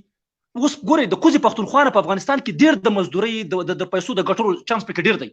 او امنیت دوه یو رقم دی. اقل ته چې وژل کېږي دلته موژل کېږي که دا خلک راوځي د پاکستان د مرتدي ادارې آیسا د ناپاک فوج د دوی دغه د غلامۍ او د دوی دغه بخلاشي شناختی کارت کله بند کله خلاص، کله بند کله خلاص، کله پټانه کې کله راوتره څومره پیسې ونه لګي. نو خبره به دې کې چې هغوی نه موږ هیله غوښتنه کوو چې ګورئ یا راشي خپل وطن ته که نه راځئ دومره خو بیا وکړئ چې دا خو ستاسو وطن دی. ګورئ کاري صاحب په کوزه پښتونخوا کې څومره افغانان چې په دې هر یو افغان یو زوی یو وراره اروپا ته راغلی د افغانستان په نوم یې پناه ورکړې ده. دلته اسناد اخیستي دي. کورنۍ په پېښور کې ده، دلته پیسې ګټي پېښور ته لګي. دا خیانت نه دی؟ په افغاني پاسپورت باندې پیسې ګټه او لګای پېښور ته پاسپورت د افغانستان اخره پناه په افغانستان ورکی کیس ته په افغانستان ورکړی دی، ګټه د افغانستان باندې اخیستې ده او پیسې ښکته لګي. دا ټولې هغه نیوکې دي یا هغه خبرې دي چې دا شواهد دي، دا چې دي ثبوتونه موږ دا لرو، ځان نه لګیا نه یو. نو په دې خاطر باندې بالکل سفارت باید وربند کړه. په دې سفارت باندې د افغانستان نه وران دی نه آباد دی بلکې جوړهږي ورباندې آبادهږي ورباندې. د دې سفارت نه انتحاریان راوباسي، سل قسمه مرداري ونه راوځي. زمونږ خو نه دی پکار، دا ښکاره په نرخ ورته وایو. زما غږ درځي؟ غږ دی بالکل راځي. مهرباني ادامه ورکړئ. ملګرو هیله مند سره شیر کړئ. لک شرم الته پکار ده چې کله ګلخانان راځي او د دهشتګرد تروریستانو د موبینو بل ویډیو شیر کوي او تاسو دلته چې یو څوک راځي او تا د هیواد په سرنوشت غږیږي، ستا د هیواد په عزت غږیږي، ستا د کاری صاحب جنرال ورته بنجاره ورته وای، بنجاره ورته وای کاری صاحب یو اوس زړه تنګوي اوس لاړ شي زی که د هیواد مینه چا کې وي دلته لاندې ټولو افغانانو هیله کوم لیدونکو نه نن بعد د موبینو بنجاره شو. دا د سپږو د ریچو د دارو خرڅونکی دی. بنجاره ورته وایي. بیګا راغلی د ګلخان په لایف کې ماته مور یاد کړه، ماته پلار یاد کړه، ماته ویل د خره بچیه همدغې موبین وختي ما کاري سعید ته ویل ماته کنځلې وکړې ته دروغ یا دا منافقت نه دی. نن چې د حماسي بله فتوا صادره کړې کاري صاحب بله فتوا صادره کړې فتوا کې ویلي دي نن چې پنجاب واچول په دالو متفق خو پرونه پورې د خپل ویډیو راوتل چې همدې قاری سعید خوستی په دې کوم الفاظ استعمالوي. کاری صاحب نن حماسي بل ویډیو راغلی ده، په هغه ویډیو کې وایي څوک نه پوښتنه کوي چې دغه مین چې څوک دی دغه طالب قاتل دی که دا هغه دی دا مثال غازی دی دی څه ورته هغه باندې موږ بیګا لایف کړی دغه باندې خطا سور باندې کړل سید ما بس مان نه وکړه. ګوري یو نه ده کنه دای چې موږ حنفیان ته چې حنفي دغه نور مذهبونه څه کی په مذهب دا ګوره په حنفي باندې ټینګار دی کوي چې موږ حنفیان مذهب کې دا خبر راغلی ده دغه مالکی حنبلي اعظمي دا څه کی دا نه مني دا چې نه منه ته کافر کنه چې دا خبره ورته کړی ته مرتدي ته غلامي بنجارګانو موږ نور کنځلې درته نه کوو تاسو مېندز موږ مېندې دا چې ګناه نشته خو تاسو بنجارګان یاستئ تاسو د پاکستان د مرتدي ادارې دا ملګری کاری صاحب د خیرنۍ خبره کومه خیر دی خیر خبره کوم ګوري دغه کاری سعید خوسته په پیښور کې وسګي د پاکستان پولیس ساتي او دا هغه کسان هغه افغانان برین واشقي دوی ته د ځانمرګو طریقې ورته ورخي دوی ته چې دی هغه دروغو حدیثونه ورته وایي چې هغه د ایران نه راغلي دي هغه د جیجکو نه راوتلي دي دا برین واش کاری دی برین واش دا ځانمرګي روزي افغانستان ته لګي افغانان چې اوس نه پوهیږي بس زنده‌باد د ورته مننه ډیره مننه هغه مهرباني وکړئ حمزه خان تاسو قاری صاحب السلام علیکم قاری صاحب ډیر خوشاله یم چې په ژوندۍ بڼه تاسو سره خبرې کوم د ډیر وخت نه پاس د لایف تعقیبوم ډیر درنه خوشاله یم خدای شته چې د بعض مصرفیتونو په وجه بس د لایف کې موږ هم برخه نه اخلو په هر حال ستا خبرې ملغلرې دي او موږ د دې خبرو ملاتړ کوو او ته زموږ مشر یې موږ د قدردانۍ کوو ته دروند سړی مخور سړی د وطن دردېدلی سړی او د شینواري دا اوس خبرې وکړې دي نو خوشاله یم چې بیګا خو یو څو کسان وټسول بیا خو دا لاړو بیچاره هغه لایف نه قطع کو زه ورسره وم یو څوک ګلخانان سره په دې پی ټي ایم هم سره بحث و اصلا خبره ده دغه مخکې ورور دوه خبرې وکړلې چې د یو 2 لکه کسانو لپاره موږ خپل دغه 15 یا 10 میلیونه خلک په عذاب کې نشو اچولی موږ ضرورت نه لرو چې د پاکستان سفارت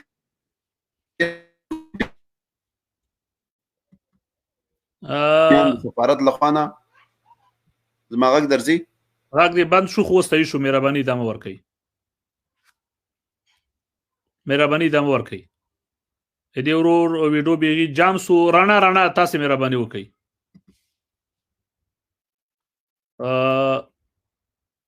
رڼا ستاسو مایک خلاص ته مهرباني وکړئ تاسې. السلام علیکم ورحمت الله وبرکاتو. وعلیکم السلام. قاری صاحب محترم، تاسو چې د کوم موضوع لپاره کمپاین کړی دی واقع دا باید ډېر مخکې شوی وی، خو خیر اوس هم ډېر وخت نه دی تېر شوی. باید زه هم د یو افغان په صفت باندې د ستاسو د دې کمپاین ملاتړ کوم او وایم باید دا بند شي سفارت. که د سفارت بند شي خو دا خو چې موږ غواړو نه غواړو زموږ بدې شي، دا ټول مسایل دا یو رقم د سیاسي فشار به په پاکستان راشي. دا به پوه شي چې وخت کله چې په یو ملک کې د هغه سفارت په بل ملک کې بند شي، دا یو ډېره لویه سیاسي ضربه ده چې دې ته ورکول کېږي. نو د ټول دنیا مخ دې ته په دې طریقه باندې راوړي چې یعنې ته دومره لکه یو څوک چې د چا په مخ خپل د کور دروازې بندې کړي چې مه راځه، نو ظاهره خبره ده د هغه چا په مخ باندې ته خپل د کور دروازې بندې چې د هغې سره ستا کور ته خطره وي، نو ځکه ته هغه خپل کور ته دننه نه پرېږدې. نو دا به یو ډېر نیک اقدام وي او زما دا هیله د ټولو افغانانو نه ده که دا رښتیا په منظم ډول باندې د پاکستان سفارت مخې ته مظاهرې وکړي، نو دا به یو ډېر لویه لاسته راوړنه وي او انشاءالله ټول به دې غږ ته به ټول انشاءالله لبیک به وایي. ډیره مننه خورې. خیر اوسې ملګرو، هیله من یم چې د دې غیرتي خور خبرې مو اورېدلې وي چې هغه موږ سره هم نظر ده. بالکل موږ تاسو ټول باندې غږ وکړو، یوه خور په تاسو باندې غږ کوي چې زنده‌باد ورته یو. مننه خورې، خدای پاک دې ستا عزت وساتي، الله دې با عزت لره. زایم ګورئ که د یوې هفتې دپاره هم بند کو که نه، نو د دوی دا تور مخ به ټولې نړۍ ته افشا سي. یو غټ قوي سیاسي ضربه به ورته ورکړل شي. او زه په ټولو افغانانو غږ کوم، یوه ګیله هم د افغانانو نه کوم. موږ چې کله ګورئ افغانان ټول افغانان دي، د پورې غاړې پښتنو باندې هم موږ ځورېږو، کړېږو، دردېږو، خو چې کله هم د پي ټي ایم غږ کېږي د افغانان ټول راوځي. او چې کله وروره دغسې د ګران افغانستان د دې غږ کېږي، بیا د افغانان په دې چې که سستي کوي، په دغه چې که زه هېڅ پوه نه شم چې څه حکمت ده، څه کرامت ده، څه دم ده، څه شی ده په دې خلکو کې. نو زه وایم چې یو کار وکړئ، راځئ له خیره دا د کرونا دغه د ستونزې مشکلات چې حل شو، راځئ منظم د پاکستان په ضد باندې په اروپا کې یا په امریکا، کاناډا، استرالیا په دغه ډیموکراتیک هیوادونو کې موږ تاسې غږ پورته کړو، بلکې راځئ خیمې ووهو. یو نفر به پکې کینو، دوه نفر به کینو، خو خیمه به فعاله وي. دا به ډېر ښه تاثیر ولري. داسې نه چې یوه پیښه راځي موږ به دې ته انتظار وو چې خدای ناخواسته یوه بده او خطرناکه پیښه دې رامخته شي، بیا به 3-4 ورځې موږ په چیغې وهو، پس هغه به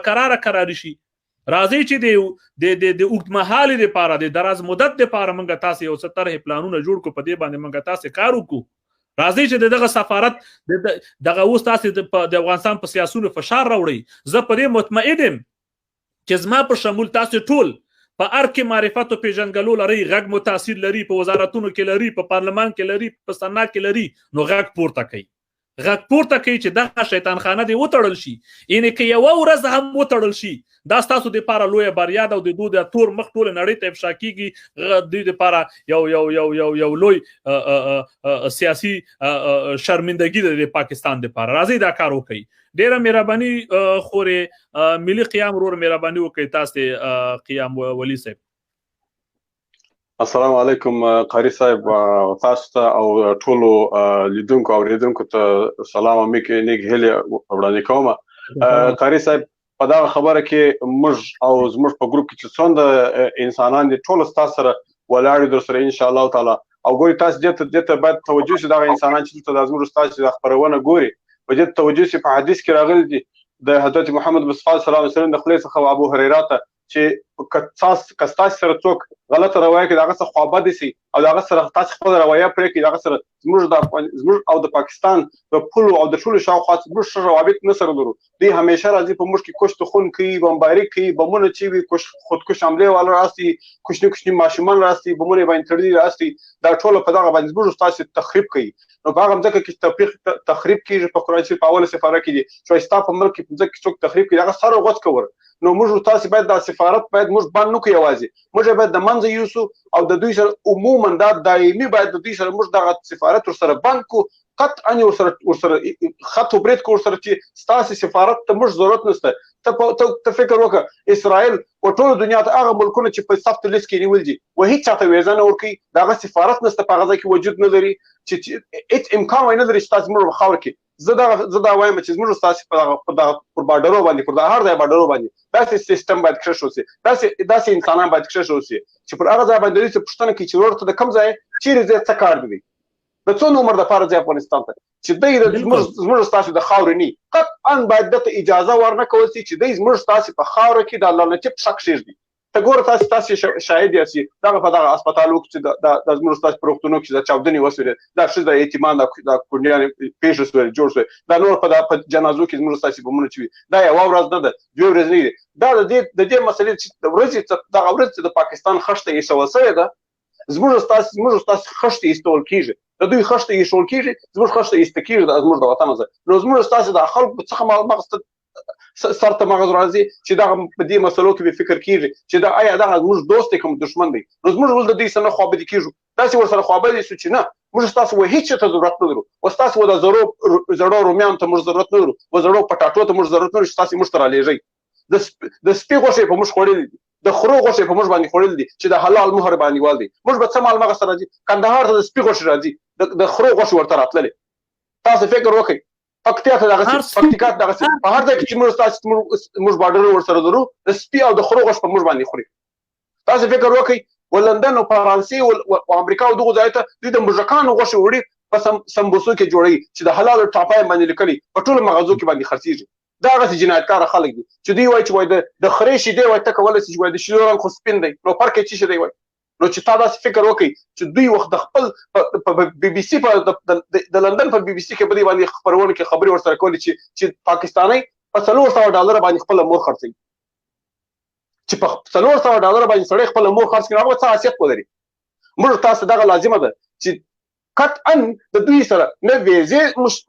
دغه ورسره ولرو نه د سفارت کوم دغه ورسره ولرو. دا باید موږ تاسو نه د یوې هفتې دپاره نه تاسو ویل چې یوه هفته ډېر سخت تاسو سره خلاف یوه هفته نه عمر ابد دپاره بند موږ ضرورت نه ورته لرو. موږ د هر شي ته پوره یو الحمدلله. افغانان ډېر لایق دي، ډېر زیرک دي، په هر شي کې موږ هر شی لرو، هم معدن لرو، هر شی لرو، دوی ته ضرورت نشته. اشرف غني باندې فسې سو او په خپل ملي اردو باندې فسې کېږو. داسې ګروپ ورته جوړوو چې ما په ډېرو ګروپو کې ما خپل میسیجونه ورته پرېښي دي چې په دوی په هغه ضرورتناکه ځای به موږ د درختې هغه شاخلې وردغه کوو چې د دوی بیا مشکلات حاصل سي. موږ تاسې باید یو لاس سو یو موټی سو باید موږ قاري صاحب. ډاکټر صاحب یو دقیقه ملګرو هیله مند یم چې تاسو دا ویډیو چې څومره وکیلان پیژنئ سیاسون پیژنئ په واتساپ کې ورولېږئ په مسنجر کې ولېږئ ګروپونو کې ولېږئ نو دا غږ پورته کړئ. دا ډېر مهم ده، دا حیاتي ده، دا زموږ تاسې عزت ده، ننګ ده، غیرت ده، اسلامیت همدې ته وایي. دا ډېر عاجله کار دی، مسلمانی او مسله ده. ګوري یو شی زه وایم خفه کېږي به نه زما د خبرو لهجه داسې ده ډېر خلک وایي قاري صاحب دوامه ورکړه خپل دغه کار ته چې تی کوې دغه ته دوامه ورکړه. ما او تا مخکې خبرې سره کړي دي قاري صاحب. نه دوامه ورکړه خپل خبرو ته. زما د خبرو لهجه داسې ده کني ښه په فکر تاسو ته وایم دا دومره کال چې د پاکستان په مقابل کې موږ کوم سیاست کړی دا ملتتوب هم کړی ده، مرتتوب او بې غیرتیم کړی ده. که چیرته د نن نه 20 کاله مخکې دا روابط سره ګورئ مداخله به یې کړې وه، خپل هغه کوشش به یې کړی و خو دومره تباهي به یې نه وه کړې لکه نن چې څومره دغه هیبتي ځناوران په تورخم باندې او په سپین بولدک باندې او په نورو لارو ټیټ سر راوړي ته وایي چې ورور دا څومره ښه خلک بیچارهګان افغانان دي خپل هېواد ته راغله، خو دا حرامیان چې دلته راځي دا وروره تباهي او بربادۍ ته راځي. تر څو چې په کوزې پښتونخوا کې دا کیمپونه بند نه شي او راویې نه غواړئ او د هغه کوزي پښتونخوا کې چې کوم خلک پراته دي زه ټول نه یادوم چې خفه نشي ځینې داسې کورنۍ شته چې په خارج کې ځوانان لري او دوی ته پیسې لیږي او کورونه هلته ژوند زندګي کوي خو په سلو کې 90% هغه هیبتی ځناوران دهشتګرد ترورستان دي چې حتی ښځې هم همدا مفکورې لري حتی ښځې زنانه هم همدې مفکورې لري دا ISI دومره سیستماتیک په حرامتوب په چل ول او په غدر سره کار کوي چې پخوا یې زمونږ تاسو ماشومان او ځوانان خپل کړي وو اوس یې حتی د ښځو دپاره هلته مدرسې جوړې کړي د هغو برین واشنګ کوي قاري صاحب خپلې ښځې لري تبلیغ دپاره کورونو ته لګي د ISI خپلې ښځې جوړې کړي دي تبلیغ دپاره کورونو ته لګي قاري صاحب په دې باندې زه داسې شواهد لرم په کندهار کې د دغه ځناورو دغه کسان به راستول چې دوی به ځان ته ویل چې موږ کارګر یو موږ دلته کار کوو د هغو ته به داسې پچکاري ورسره وي چې دا باغو ته به تلل په دې ونې ته به یې داسې پچکاري ولګولې چې دا ونه بیا میوه ونه کړي تاسو فکر وکئ چې دا یو دشمن چې هغه دشمن به ستا سر غوڅ کړي هغه لمر ته به دې غورځوي دوی ستا هډوکي هم خرڅوي کابل یې ونیوه چې سمت شمال خواته کله لاړل ټول باغونه یې وسوځول ولې ته خدای دا په کوم قانون کې راغلی اسلام خو هغه دین د چې رسول کریم صلی الله علیه وسلم به چې کله مثلا د دشمن مقابلې ته واته نو اول به صحابه کرام صف ودرول و یو څو خبرې واورئ په ماشوم باندې به برید نه کوئ په زنانه به یې نه کوئ په رنځور به یې نه کوئ په سپینګیرو به یې نه کوئ په زراعتو په باغونو به یې نه کوئ په کروندو به یې کوئ په حیواناتو به یې نه کوئ خی په چا به وکړو څوک چې تا په مقابل کې ورور در باندې ډس کوي هغه سره د کار ده بس خلاص دا هیبتي ځناوران راغله د افغانستان د سمت شمال ټول باغونه او تاکونه له منځه ویوړ دواګانې ور واچولې ځمکو ته یې داسې دواګانې واچولې چې 10 کاله نور هم حاصل ونه کړي دا د چا کارو د ISI کارو که نه دا د ISI کارو ډاکټر صاحب زاخیلوال څنګه کوی چې په حکومت باندې فشار وارد کړو تر دا شیطانخانه بنده قاری صاحب ډیره زیاته مننه د ټولو ملګرو ډېرې ښه خبرې وکړلې واقعا د دوی خبرې ستا د قدر دي یوازینی چې حکومت زه راځم دلته یو مثال ورکوم د سویډن او د سعودي ترمنځ اختلافات را پیدا شول او دواړه ډېر قوي دولتونه دي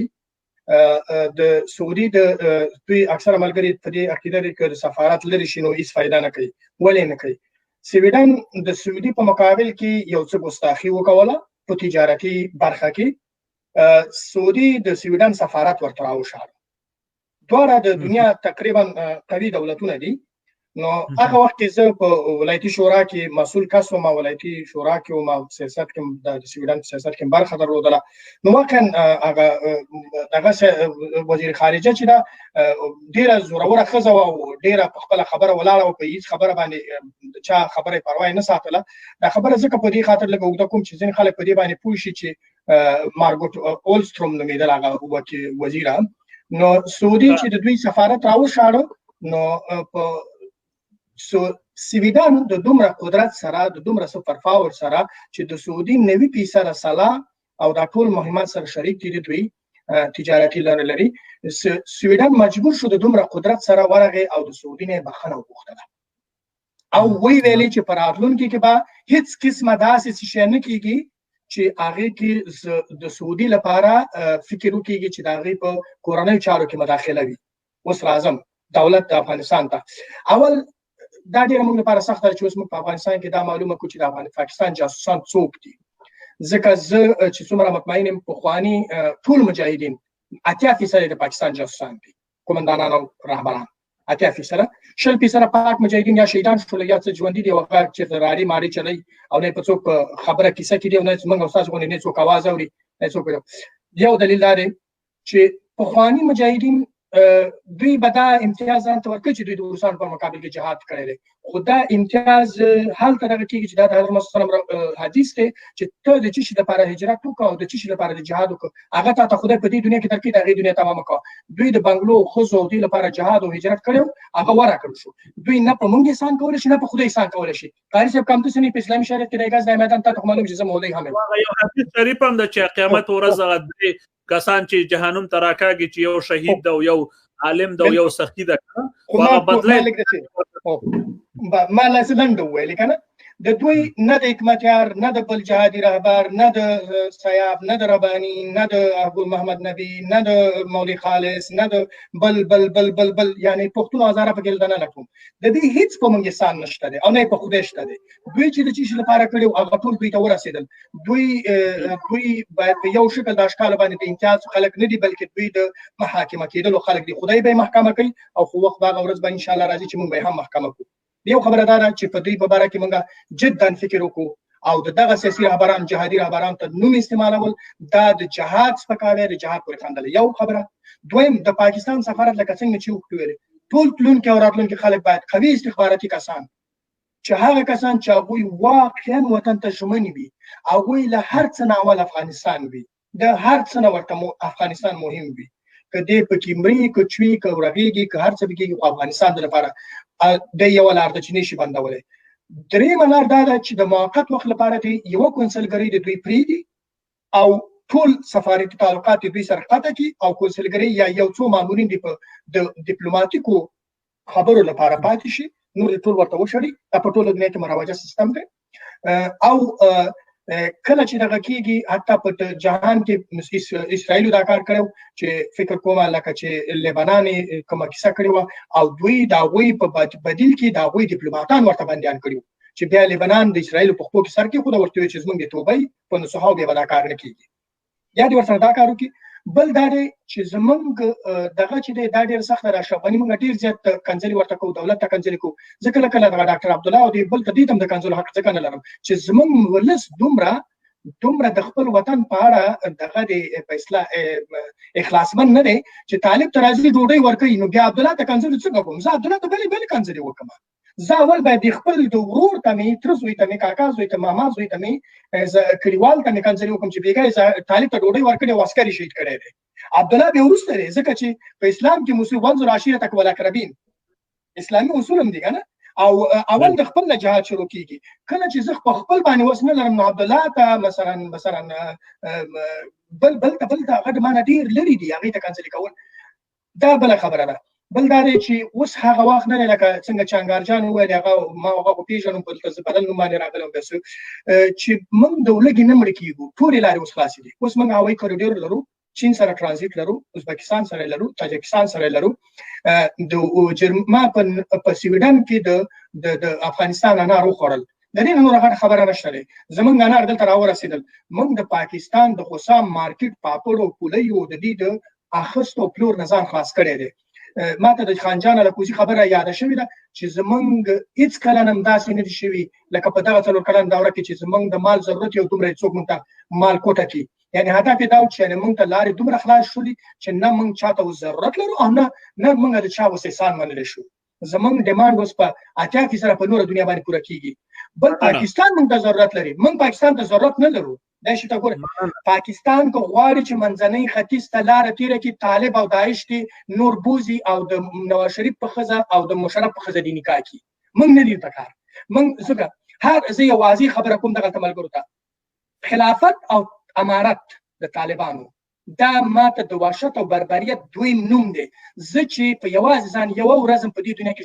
ژوند ولرم زه نه د طالب خلافت منم نه یې امارت منم دا ما په د 1991 کال نه تر د 2001 کال پورې هغه د طالبانو یو د خرمرګ یو مولا د هغه فتوا به مبروز اوریدل یو څه ته پوښتنه کوي طالبان تور لونګي ولې تړي وای دا د هیبت نه کده یعنی دا دومره وحشیان دي په ځای دی چې ولس ګوري پیغمبر صلی الله علیه وسلم په باره کې په قران کې راځي و ما ارسلناک الا رحمتا للعالمین خدای تعالی د پیغمبر صلی الله باره کې وای و انک لعلى خلق عظیم خدای تعالی د پیغمبر په باره کې دا وایي چې ته په یو ډیر یعنی د پیغمبر صلی الله علیه وسلم اخلاق نن موږ نشو سره مقایسه کولی چې څوک اخلاق لري چې د ټول دنیا اخلاق راغون کې دغه اخلاق نو مې تم نه رسیږي هغه خاطري وایم کدا خاطري زموږ د ټیپ پونځي هغه چې وای کوم يهودي او کوم مشرک راغی او پیغمبر صلی الله علیه وسلم ته ویل یا رسول الله تاسو ته چې کله مثلا د غنائم راځي یا تاسو صدقات راځي ما ته پکې ولې برخه نه کوي نو د مبارک وای د صادر د سې ځان نه تاو کړو نو هغه ډیر راغو د کلکو لکه زمونږ تاسو هغه شین خطي بوجيګان دوړو چی وي نو دومره مضبوط راکش ک چې د مبارک په د غاړه کې وای چاپ غسو د ورته داسې وکتل چې ولې وای ما ته برخه نه راکې د ورته اول هم د خپل صادر ورته توفق چې دا درواخله نه یې قار وکړه نه یې غوسه وکړه نه یې صحابه کرامو ته چې الله را چاپه کوي دومره یو حلیم شخص او دا هیبتی زناوران دومره وحشیان دي وای توره لونګۍ د هیبت نښه ده یعنې غواړې په ولس باندې د هیبت پرېږدي وحشت پرېږدي نو دې شی د څه ضرورت ده قاري صاحب ماته یو چا وویلي ماته یو چا وویلي چې ته ولې د طالبانو سره دومره او خدایي دومره د بدې ته راځي ما ورته وویل طبیب هغه چې پرې تېر شوي په نن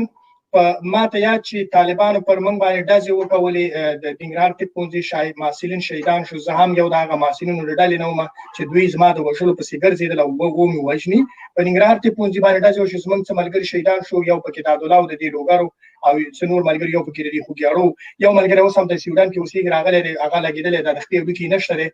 نوم یې نه اخلم چې دغه شخصي ژوند ته خطر پېښ نه شي نو موږ مولوي کبیر ته ورغلو مولوي صدر اعظم ته نو موږ ورته وویل د هغه وخت کې دغه چې موږ باندې دا مولوي ایوب نومېده چې په موږ ډزې کړې وې او د ده ورور مولوي یوسف نومېده چې زموږ رئیس و د مولوي یوسف په اشاره باندې موږ مولوي یوسف په غلا کې ډاکټر صاحب کیسې د شروع کړې خلک هسې وایي مولایان ډېرې کیسې کوي ولا ډاکټران زه به دوه خبرې وکړم قاري صاحب الله بلند صاحب اجازه لنډومه نو هغه نور ملګري پته وي او زه لنډومه بالکل زه نور اخیر دغه کومه بس ماکسیمم 2 دقیقې راکړئ درویشت یولستی او د یولستی بس یولس او دیارلس باندې انشاءالله زه خپلې خبرې نو دغه موږ ورغلو مولوي کبیر ته مولوي کبیر په ځای دی چې موږ ته وویل تاسو کمونستان یاستئ غواړئ چې سبا ته میدان کوئ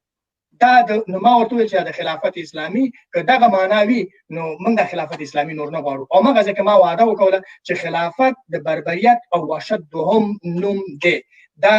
یعنی پخواني نه ښیم دغه اوسنی چې دوی ورته وایي دغه امارت چې دوی ورته وایي او دا یو واقعیت دی راځم که موږ د پاکستان که موږ د پاکستان سفارت بند کړو نو موږ د کوزنیو پښتونخوا سره ډېر زیاته مرسته کړې ده ځکه چې د هغوی بچیان به نه راځي چې موږ ووژل شي دا یو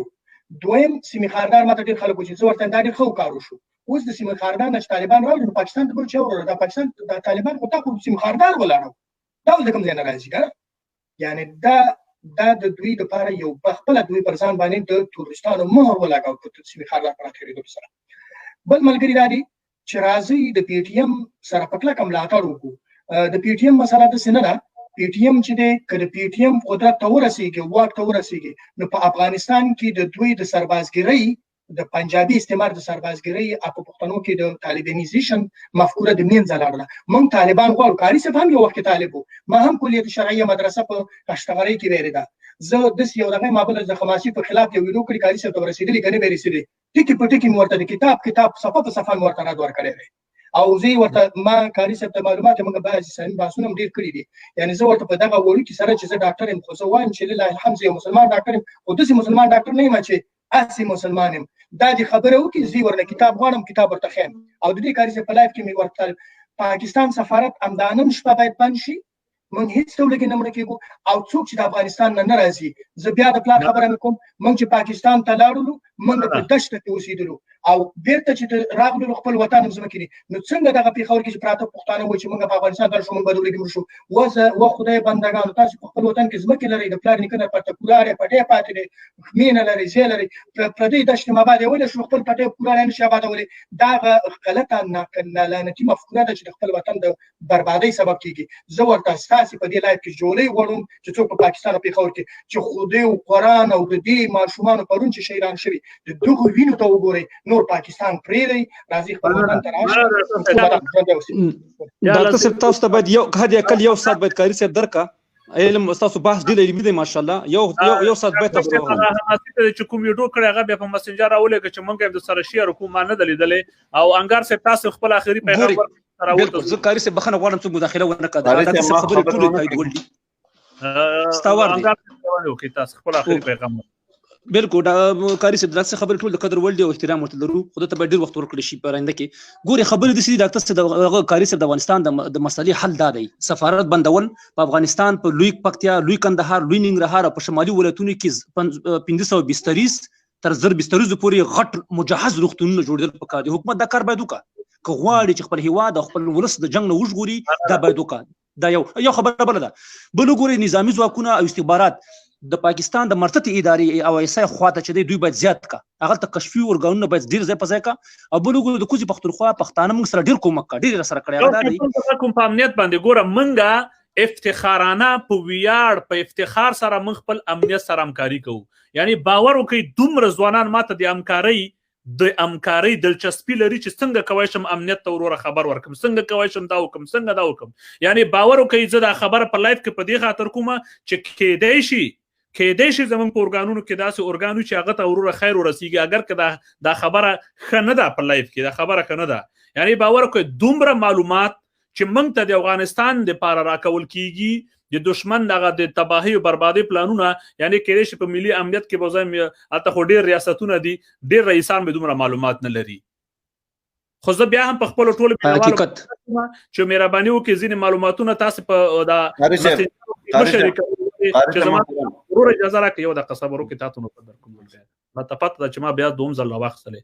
ځینې تر څوم زما غږ نه وي اورېدلی تاسو په یو مسنجر کې یا په یو هغه کې لطفا تاسو معلوماتونه مه ورکړئ چې خدای ناخسته چاته مشکل جوړ نه سي خو که ځینې کسان ما ته وایي چې قاري صاحب مهم پیغام لرم بیا زه هغه ته خپل وټساپ پر کوم وټساپ ته دې راځي ما ته د خپل پیغام ورکوي ډېره مننه انګار صاحب نو دا قاري صاحب ما خبره پاتې شو نیمه کې مهرباني وکړئ رګ اعلان کې زما سره ووخت ما خو بخیل انده خپل دغه شو ګوري نو دغه خبرې دي چې روغتونونه به جوړ شي په حکومت موږ فشار راچو قاری صاحب باید قرباني وکړو دا باید وکړو ځکه دا خلک اکثر دغه باندې لټوي چې موږ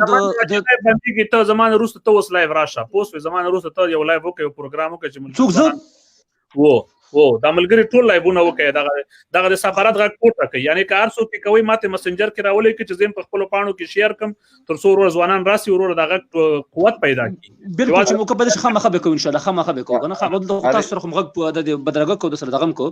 او بل د کوزي پښتونخوا خلک موږ سره کومک کوي هغه ګوره غزین موږ توخی چې دغه غزین دي کنه نو ولې هغه تکشف ورګانو په ځای په ځای کې کاری دا سوال دی وس ولې نه کوي باید یو وکړه ډیره مننه قاری صاحب محترم حمزه خبرې تاسو خبرې ورور په لاندې ټکو غکه چې قاری صاحب قدردان درد او ټول د خو زمونږ ټول شریک دي ټول مشران او ځوانان چې کومې خبرې وکړي دا ټول یو درد دی د درد مطلب که زم ډېرې خبرې وکم خو هغه یو خبره زما تاسو ټول یو پرېکړه ده خبره په دې وکړي چې څنګه کولای شو چې دا موږ د لوړپوړو چارواکو ته ورسو زه وایم زمونږ نوم ځان سره یاداش کولی شي او دا نور دوستان چې څوک دي راځي یو واتساپ ګروپ کو ما پرون بل پرون هم ننګیال سره خبرې کړې دي د دفاع وزیر ارشد دغه د سیاسي مشاور چې دی هغه سره ما په ټلیفون باندې خبرې کړې دي او د احساس او د ځوانیت او د افغانیت یو تقویه مې ورکړې ده او خوشحاله یم چې یو برنامه کړې وه نو زه هم راځي واتساپ ګروپ جوړ کو دغه واتساپ ګروپ د لارې نه به د غړ خلک په دغه ګروپ ته انوایټ کو او په دغه ګروپ کې په دې بحث وکړو په دغه څو ورځو کې چې موږ دغه سفارت نتیجه موږ ته څه رارسي بغیر د مرګ او درد نه چې زموږ واړه شهیدان موږ کونډې د بېوزله غریب فقر د مخې شهیدانۍ نو خبره ده زه هم راځي چې واتساپ ګروپ جوړ کو که ته زمونږ نوم یاداش کولی شي قاري صاحب محترم فیسبوک کې زما نوم واخله تکنیکي همکار دلته ملګری شته د ننګ صاحب یا کاموي صاحب زه د ننګ صاحب کاموي صاحب نه هیله کوم چې ستا سره مسنجر کې رابطه وکړي او بیا به یو ګروپ جوړ کو هم د ورو به د ملګري ورته په هغه ګروپ کې فعالیت کوو پوسټ بالکل قاری صاحب دا ډیره مهمه خبره ده زه ته خلک انوایټ کوم دولتي خلک تم ماشاءالله مانه ډیر تا دغه لري تعارف لري دغه لري خو با سره موږ لرو بل دوست لري ټول به انوایټ کو دغه ته په بحث وکړو ګوري دا به انوایټ کو زه هیلمند تاسو فشار پر راوړي مثلا ما ته ملګری چې موضوع شي او قاری صاحب ته په دی ول لایو ناراضي ولا چې ته ما ته وای خو وکیل ته وای کنه سناتور ته دی وای کنه وزیر ته خبره ده خبره ده درسته صحیح خبره ده بالکل درسته ده بالکل هم د سکاو که په خوا د چا سره دی یو وکیل لمبر نو اوس ټول وکیلان فیسبوکونه لري بالکل نه نمبر شته د چا نمبر د کوم وکیل پکاري په دې پښتنو سیمه کې ما سره د رابطو کې زور د نمبر ورکړم در وکیل نن صاحب یا کوموي صاحب ان شاء الله ګروپ جوړي صحیح ده نو دا ډیره مهمه ده قاری صاحب دا خبره باید شاته ونه غورځو چې دا د واتس اپ ګروپ یا د فیسبوک ګروپ ډیر مند خلک به پکې انوایټ کو الته به سره بحث کو اگر ډایرکټ ولس مشر تر رسیږي ځکه موږ او تاسو یو درد یو غم لرو او دغه درد باید موږ غو سره شریکو چې هغه زمونږ د اخذ نه زمونږ د خبرو نه د عقل نه څه اخذو کې چې دا ځوانان ولې دا خبره کوي د څه د پاره ان شاء الله په دې به عمل کوو همداسې ډیره زیاته مننه قاری صاحب محترم الله دې ژوند لره کور دې آباد کړي کور دې ډیره مننه ملي قیام رو ډیره مننه چې موږ سره برخه واخ سلام خوشحال لره نو مننه خدای دې بس تاسو خیر درکړي قاری صاحب دغه دوامات تاسو دغه دوامه ورکړي دغه خپل مقاومت د دوامه کې موږ در پسې ان شاء الله تعالی مننه ملګرو زبکنه اگر چې ګروپ جوړ کړو تماس سره نیوز ما دا نوم به ان شاء الله سلام ده او ملګرو نه هیله کوم نو ما راغه کې نن صاحب یا کاموي صاحب یو ګروپ جوړو په ګروپ کې به ان شاء الله موږ تاسو کوشش کوو چې فعالیت وکړو کو بیا ګروپ ته زدا نور خلک هم انوایټ کوم چې څومره وکیلان ز پیژنم یا مثلا په ارګ کې څومره دي دا ټول به د ګروپ ته انوایټ کوو زمونږ غږ باید زمونږ غږ ته باید احترام ولري دا خلک نور باید بله بالکل دا خو موږ ټول سیاسي ټول سیاست ته اوښتي ان شاء الله نه ملګرو ډیره مننه او سلینا مو ملتیانا مو الله مستلوړ استقلال لرا دی او پرمختللي متفق او متحد لوی افغانستان په اله زموږ د تراو وخت د خدای په امان والسلام علیکم ورحمت الله وبرکاته.